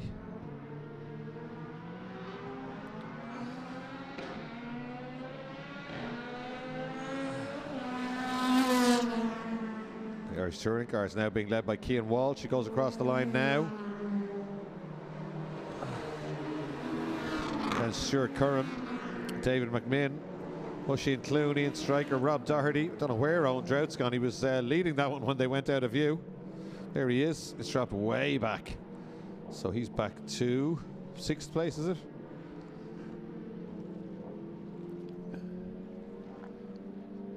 Max Turley off on the outside there. Not sure if he got help or went off on his own, but he's recovered. No problem. A little bit of opposite lock. Gets the car settled. Drives back onto the track just ahead of Corcoran, it looks like. So that allows Paul O'Brien up to 4th place. So still Paul Parr out in front. He was 2.9 seconds to the good. I don't think Dave Maguire's got any closer on this lap. 6 minutes 42 to run. So it looks like Parr, Maguire, McGovern, O'Brien, Stephen Wright, Brian Berry, Barry English. Then it's either Corcoran or Turley. Look at that for a lead. Incredible stuff from Paul Parr. Unconventional line into the final corner, turning in quite early, we saw there, but it's obviously working for him. The same down into turn one. Both of those corners usually demand a late turn in, late apex, but that's not what he's doing. And he leads by 3.9 seconds. What do I know? It's working well. Paul Parr absolutely flying up front. Fastest lap, 49.938. He's a full second quicker than Dave Maguire.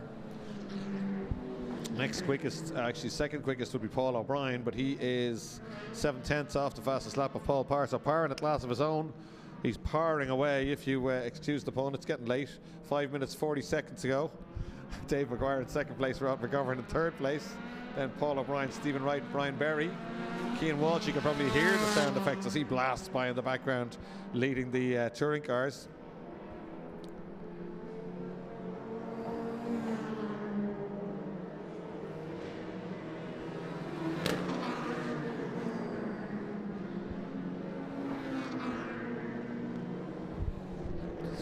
Fastest lap to the leader, so certainly pulling away 3.9 seconds. As we said, the gap last time they went around. I suppose the battle here is probably going to be Paul O'Brien. He seems to be able to ease up on Rod McGovern. He was quicker than Rod McGovern, and indeed quicker than Dave Maguire last time round. Paul O'Brien, car run by his brother Dave O'Brien through his DOB Sports Cars business. They're a Porsche specialist just off the M50 in Ballymount, and prepare race cars and race cars as well. They're preparing a few of these Zetecs, I think. And Dave O'Brien will be delighted with this one. He'd be even more delighted if they could get a podium, but catching Rod McGovern is one thing, getting past is quite another. Rod, massively experienced and a former champion in this class. Generally just does the odd race now for a little bit of fun. But Parr literally just driving away from everybody else. They're all on full 340 brake horsepower ECUs in race 2. Maybe, I think you're allowed two new tyres per weekend, so maybe he saved his for race 2. It doesn't matter what he did, either way it's massively impressive. He is fastest lap again, 49.6, and the gap out to 5.7 seconds after 3 laps. This is great stuff from Paul Parr, really is. He's disappeared, nothing Dave Maguire can do about it. Maguire doing well to hold McGovern at arm's length, and McGovern definitely about to come under attack from Paul O'Brien now. Paul O'Brien closes him up, has a look down the inside into the first bit of turn 3. McGovern has to cover that. Maguire will absolutely love seeing that in his mirrors, because that'll let him get away just a little bit.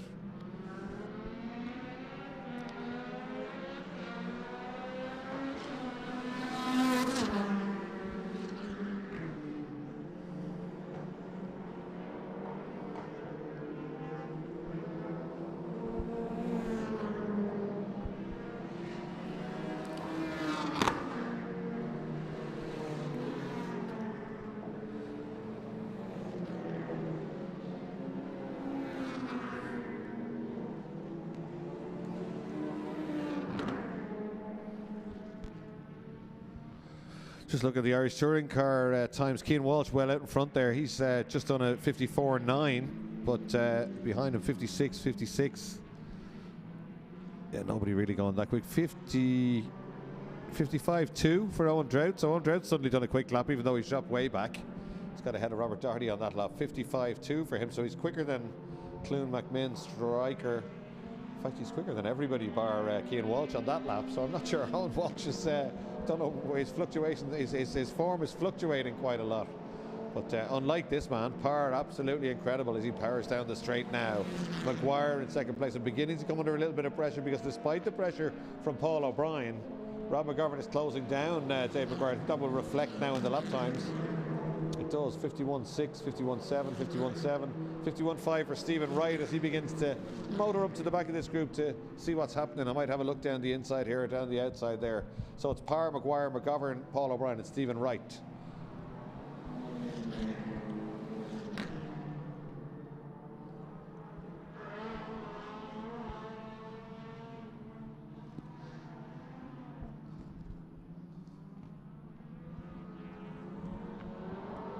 Maguire's got away just a little bit on that occasion. There's the leader of the Irish touring cars, probably the champion-elect. Great stuff from Cian Walsh. He's got a Honda business and supplies a lot of parts and car tuning parts, and prepares that car himself, and it's always immaculate, and he drives it really well. Great sound effects from it as he blasts down this main straight here at Mondello. That time he did a 53.669 for fastest lap in the ITCC.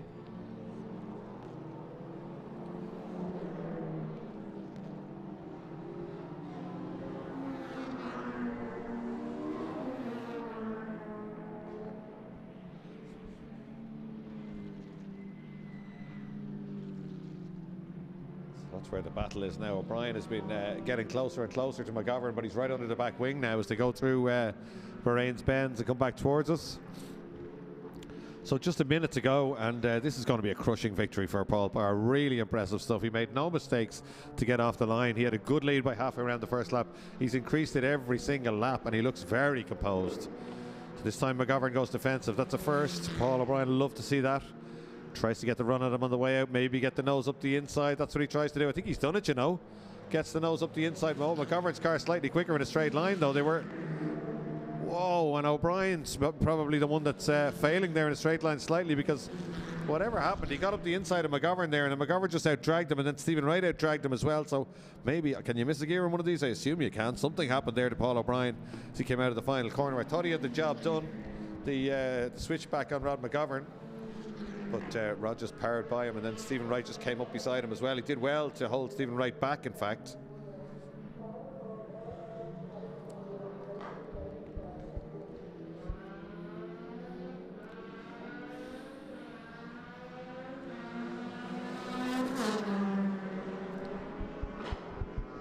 It's not over just yet, though, is it? Because Paul O'Brien's still crowding McGovern. Thinks about the inside. It's enough to make McGovern defend. That's all he'll want. Back high and wide then again. Front tires surely be a little bit past their best at this stage. Oh, looking to get to the inside. O'Brien with a better run through there. McGovern sees it coming, goes to the inside.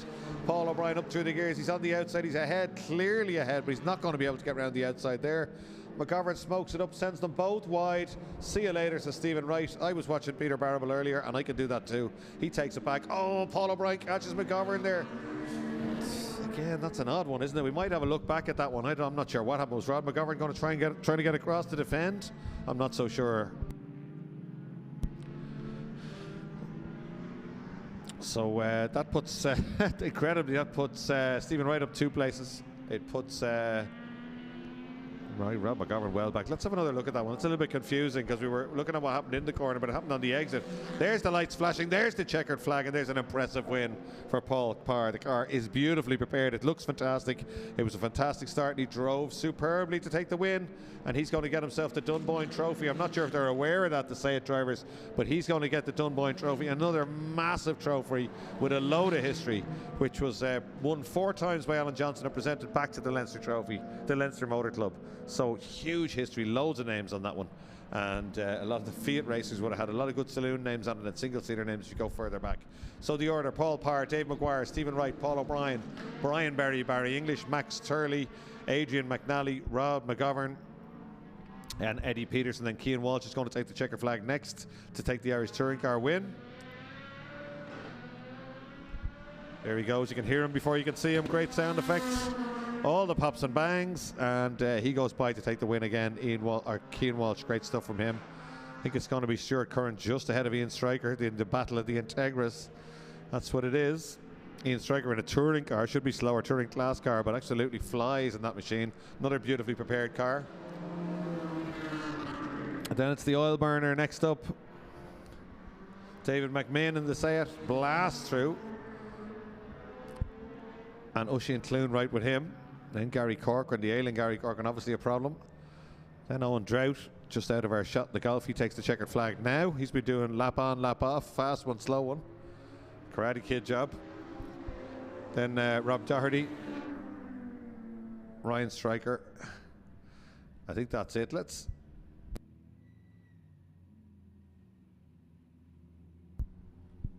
So let's go back and have a look at that Rod McGovern, Paul O'Brien incident there, because the legends have a full rolling lap to do before our last race of the day. Here it is. We might go back a bit further than that if we watch it a second time, but certainly that's the job was done there. There we go. This is it. Brilliant. Great stuff. Thank you very much, guys. So Rod McGovern's leading, but Paul O'Brien gets the run. Look at this. He goes down the outside, fourth, fifth gear. Really quick, these cars. 340 brake horsepower. Look at this. Clearly ahead on the outside, but Rod's been around the block a few times. There's nothing you could do. Rod's going to come back at him on the brakes all day long here, even though he's a full length ahead. But Rod smokes it up a little bit. Goes in maybe a little bit too late. He has to. Look at Paul O'Brien. He can't turn in there at all. He's just got to go with McGovern. They both get driven wide. McGovern's locked the wheel. He's up over the inside curb. O'Brien thinking of a switcheroo, but it's already been done by Stephen Wright. Thank you very much, chaps. Gets a little bit of a rub, but nothing too out of order there. They come up out of 7B then, and watch this. McGovern out onto the exit curb. It's not really anyone's fault, is it? He just gets cut across the front of Paul O'Brien. Paul O'Brien was way over to the right-hand side when that happened, so that's one of those things. They're both going to feel they were wrong, and Rod will feel he was bundled off, and Paul will say that Rod spun across in front of him, but certainly it's a very odd territorial dispute on the way out of 7A and B. So Paul O'Brien getting himself a fourth place there, but Paul Parr, man of the moment, very impressive stuff. I don't think he knows, but he has won himself a very, very impressive bit of silverware from the Leinster Motor Club. The last one of the weekend, so fantastic stuff from him. He's going to lift the Dunboyne up over his head on the podium when they come back in. Great stuff from Paul Parr. Last race of the day. What time is it? Oh, 17:59. It's going to have to be a quick one. The legends. We're waiting for the green flag. There's the green flag. Safety car leads them round. Flat out, no doubt. It's going to have to be a short race.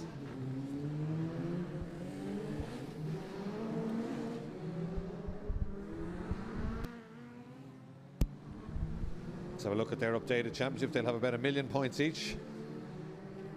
There we are. We always have that moody shot out over the mountains before we show the championship points. Lee Malone still at the head of it now with 2,880 points. Then Evan Curran next up, 2,755 points, so it's close enough. Scott Jackson in third, 2,705 still in the mix. Then Willie Lawrence, 2,445. Michael Barrable, 2,220. He's usually number 22, so there you go, 2,220. Then Sylvie Bartlett, the ex-Formula V and Fiesta ST racer, 2,150. He's in sixth place. Richard Spence with 1,885. Derek Hogan, 1,865. Anthony Malone, 1,030. And then Kevin O'Donoghue with 870 points. So there you go, legends with the last race of the weekend. What a weekend it's been. We might as well start thanking people now because they've done so much work, the marshals and the rescue crews.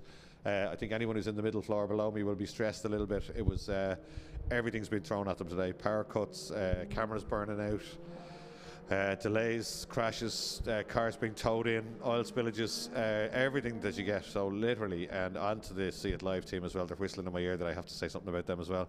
They were mediocre all day. No, they weren't. They were fantastic all day, as they always are. And I'm sorry about the little bit of time it took to get the coverage back, but that wasn't their point. Literally at lunchtime, everything went down. No power, no Wi-Fi, no lunch either. They got it, and it took a while to reboot it back up, and a camera may or may not, if Martin Cavan is watching, a camera may or may not have got fried in the process. So we'll see how that one works out on Monday morning. But the coverage has been good. We've been great with our replays. It's great to get that stuff back because you just can't on live TV catch every moment that's out there, but it's been great. The Leinster Motor Club were brilliant. They really worked hard all weekend with Brian bringing up trophies and articles on the trophies for me and history on the trophies, and it's good to impart the fact to the people that win the trophies as much as the classes that race for them how much history there is attached to some of these trophies, like first presented in the 1930s, and some incredibly famous names on them. And like the one Paul Parr is just about to get when he comes back in, the Dunboyne Trophy for winning that Supercup race. In fact, the Legends now race for the last one of the weekend, the Jack Toohey Trophy. And there's great, he was the Leinster Trophy winner in 1935 and 1936.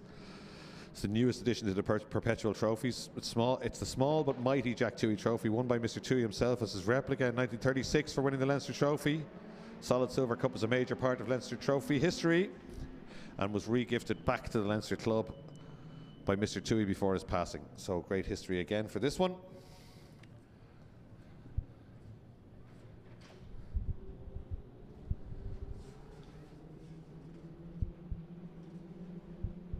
Derek Hogan with a clear run on the inside, the Pink Panther. Look at Michael Barrable trying to sniff to the outside. 8.66 with a good run. Richard Spence too, but I think Hogan's got it done, has he? No, I think it's Spence maybe on the outside, but Derek Hogan should be late enough on the brakes. He is. The Pink Panther leads down into turn one. Michael Barrable in second place. Spence on the outside as they come out of Castrol Corner now for the first time. Flat out through Campion Corner. Takes a bit of drive and a little bit of opposite lock in these ledges. They don't have ultimate grip. They don't run slick racing tyres. 1200cc motorbike engines, and make no mistake, they move around quite a lot under you, so you need to be able to steer to go quickly in one of these cars. Out of our view for a moment. Distinctive soundtrack from these cars. They sound absolutely fantastic. Little screamers, proper motorbike sounds as they come back towards us. Derek Hogan holding on nicely. Derek's got plenty of experience in motor racing. Started racing Fiats probably 10, 15 years ago, maybe more. He's raced Globals, he's raced these cars for a long time. Absolutely loves the Legends. This Pink Panther, an iconic car that he drives, and brings all the family with him. They have great fun, and he's a massive motor racing fan as well. He sits around the outside looking to carry the speed around the outside, but Barrable finding out that a narrower line works for him. So as soon as Derek Hogan cops that when he goes to the inside, but I think somebody's gone down the outside on Barrable's tail. They're very late in the brakes. That is Evan Curran, isn't it? It is, yeah. He was well back. Oh, around goes Derek Hogan. Curse of the commentator. Quick spin on the brakes, and he's collected a few cars with him there. So there's 3 or 4 cars parked up at 7A. They'll be groaning down in race control and hoping there's not going to be a stoppage or a red flag, because we just haven't got time for one now at this stage. So final race of the weekend, as we said. All coming back towards us. We're missing a few cars. Jonathan Files and Jamie Moylan tangled. Oh, we have got a car stopped down there. The back axle out of true. You can see it there.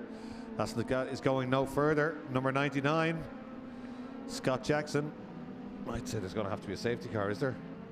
And Fergus Brennan was just rolling up all the flags down below me in the starting gantry, but I'm not sure. Maybe they can push it out of the way or send a snatch unit down there. Let's see what they do, but they're clocking up a lap. It's Barrable, Curran, Malone, Spence, Gordon Brown, Dennis Lambert. Anthony Malone goes through.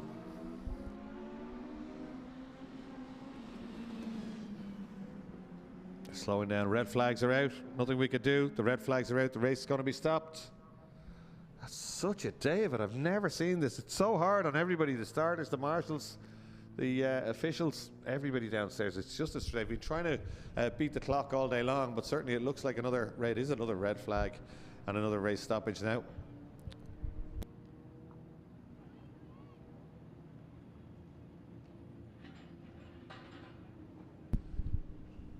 Okay, so no result declared there. Race over, and we cannot restart. Time constraints. Unfortunately, the live stream will be ending and everything else. So that will be the end of the racing at the Leinster Trophy Race meeting, the ICCR. It's not the last race meeting of the year. We've got another one in October, and we've got the 6-hour Fiesta race. Keep an eye on the Fiesta pages and the ICCR pages. Some exciting news about that 6-hour Fiesta race in November. It's moving to a Saturday, and it's going to be an offside after party. It works well for the drifting and people like that. They've always wanted it, anyone who did it. If you want to go racing, get 2 mates. You can do teams of 3 or 4 and get a Zetec Fiesta, and you can do the 6-hour race. It starts here at midday, and it goes dark at 4 o'clock, and it finishes in pitch darkness at 6 o'clock, and that'll be in November. We have got another ICCR race before that in October. ICCR.ie. If you want to go racing, you can find out. Just click classes. You can find out about all the classes.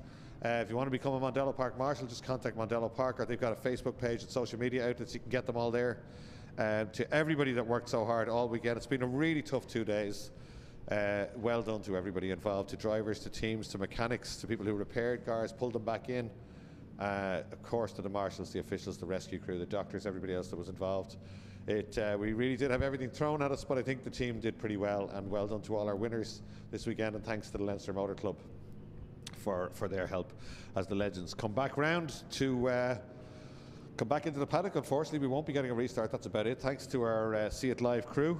They've been absolutely fantastic all weekend, and like everybody else, they've had everything thrown at them. So there was rain on lenses this morning, everybody getting soaked, and then they managed to sort everything out. We got some good coverage all afternoon. You can watch that back on YouTube, on the Irish Championship Circuit Racing channel, or indeed on the various social media outlets. So I hope you enjoyed it as much as we did. If you want to come driving at Mondello Park, mondellopark.ie. You can come down here and drive those BMW M2 competitions that you saw on track all day, or Porsche Cayman S's, or Ferrari 430s, single-seater Formula Shanes, if you want to have a go at them. If you want to book any of them, mondellopark.ie. If you want to actually go racing, ICCR.ie. We'll give you all the information you need, and if you need anything else, just get in touch with Mondello Park. So thank you all very much. It's been a wonderful weekend at Mondello Park, despite all the obstacles that were thrown at us. There's one more podium being done down there, and a big crowd for it, as there has been all weekend. It's great to see it. So that is pretty much it from Mondello Park. Thank you very much to everybody involved, to Infinite Energy for sponsoring the ICCR, and of course to the Beacon Hospital for helping us to stream it.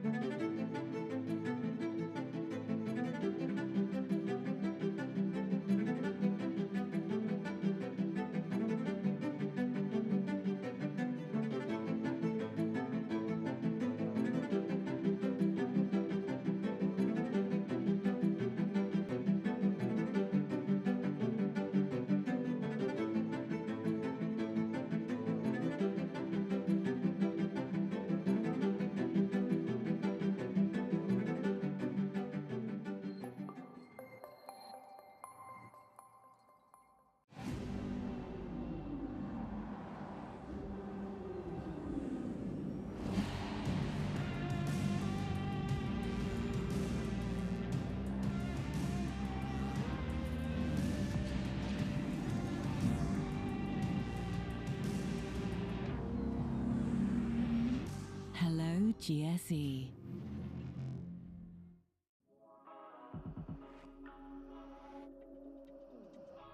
Wow.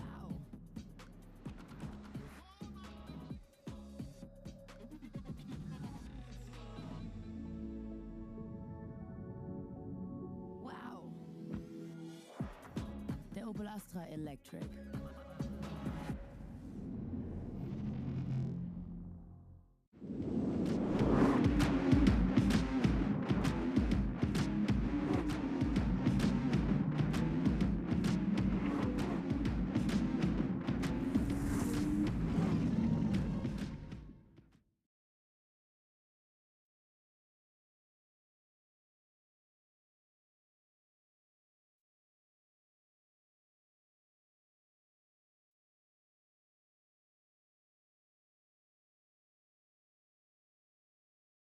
The Blitz is more than just a logo to us. It represents who we are. It stands for the energy that flows into every single Opel, and for our restless ambition to always go further, even if it means to break old patterns. By 2028, we will be fully electric. This is our focus, our energy, and we manifest it with a new, even more energetic Blitz. Like never before, it stands for who we are and where we go. Because it's much more than just a logo. It's our compass to head forward.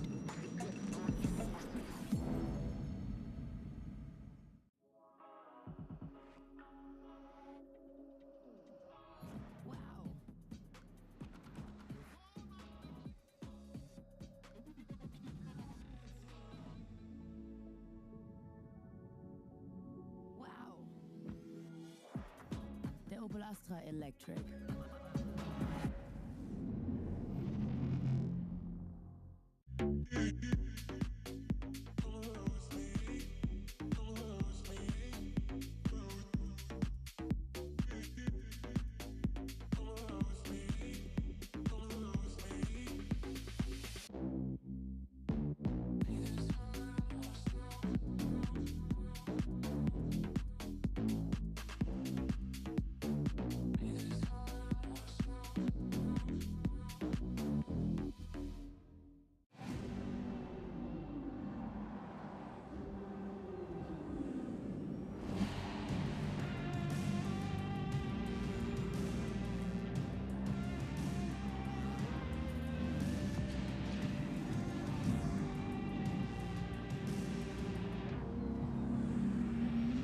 Hello, GSE.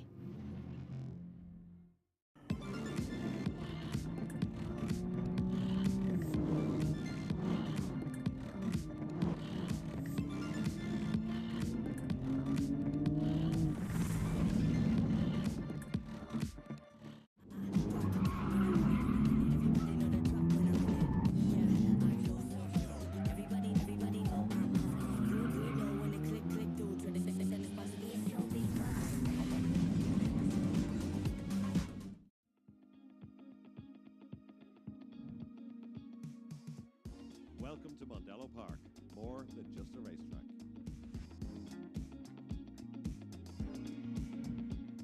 We have conferencing facilities for up to 200 people.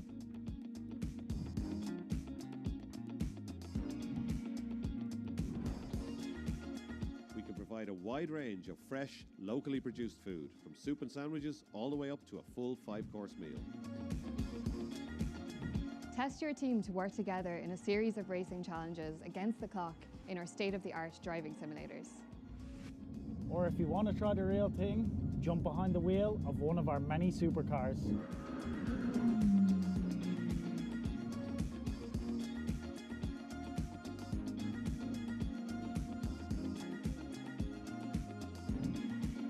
Test your team with our wide variety of non-driving team building challenges.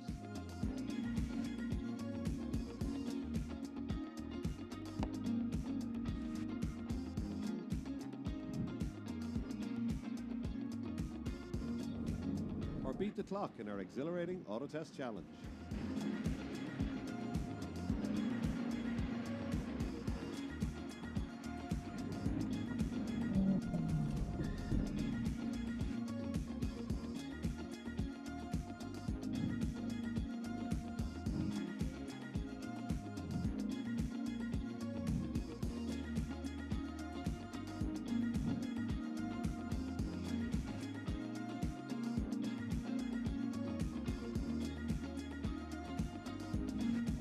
Mondello Park, so much more than just a racetrack.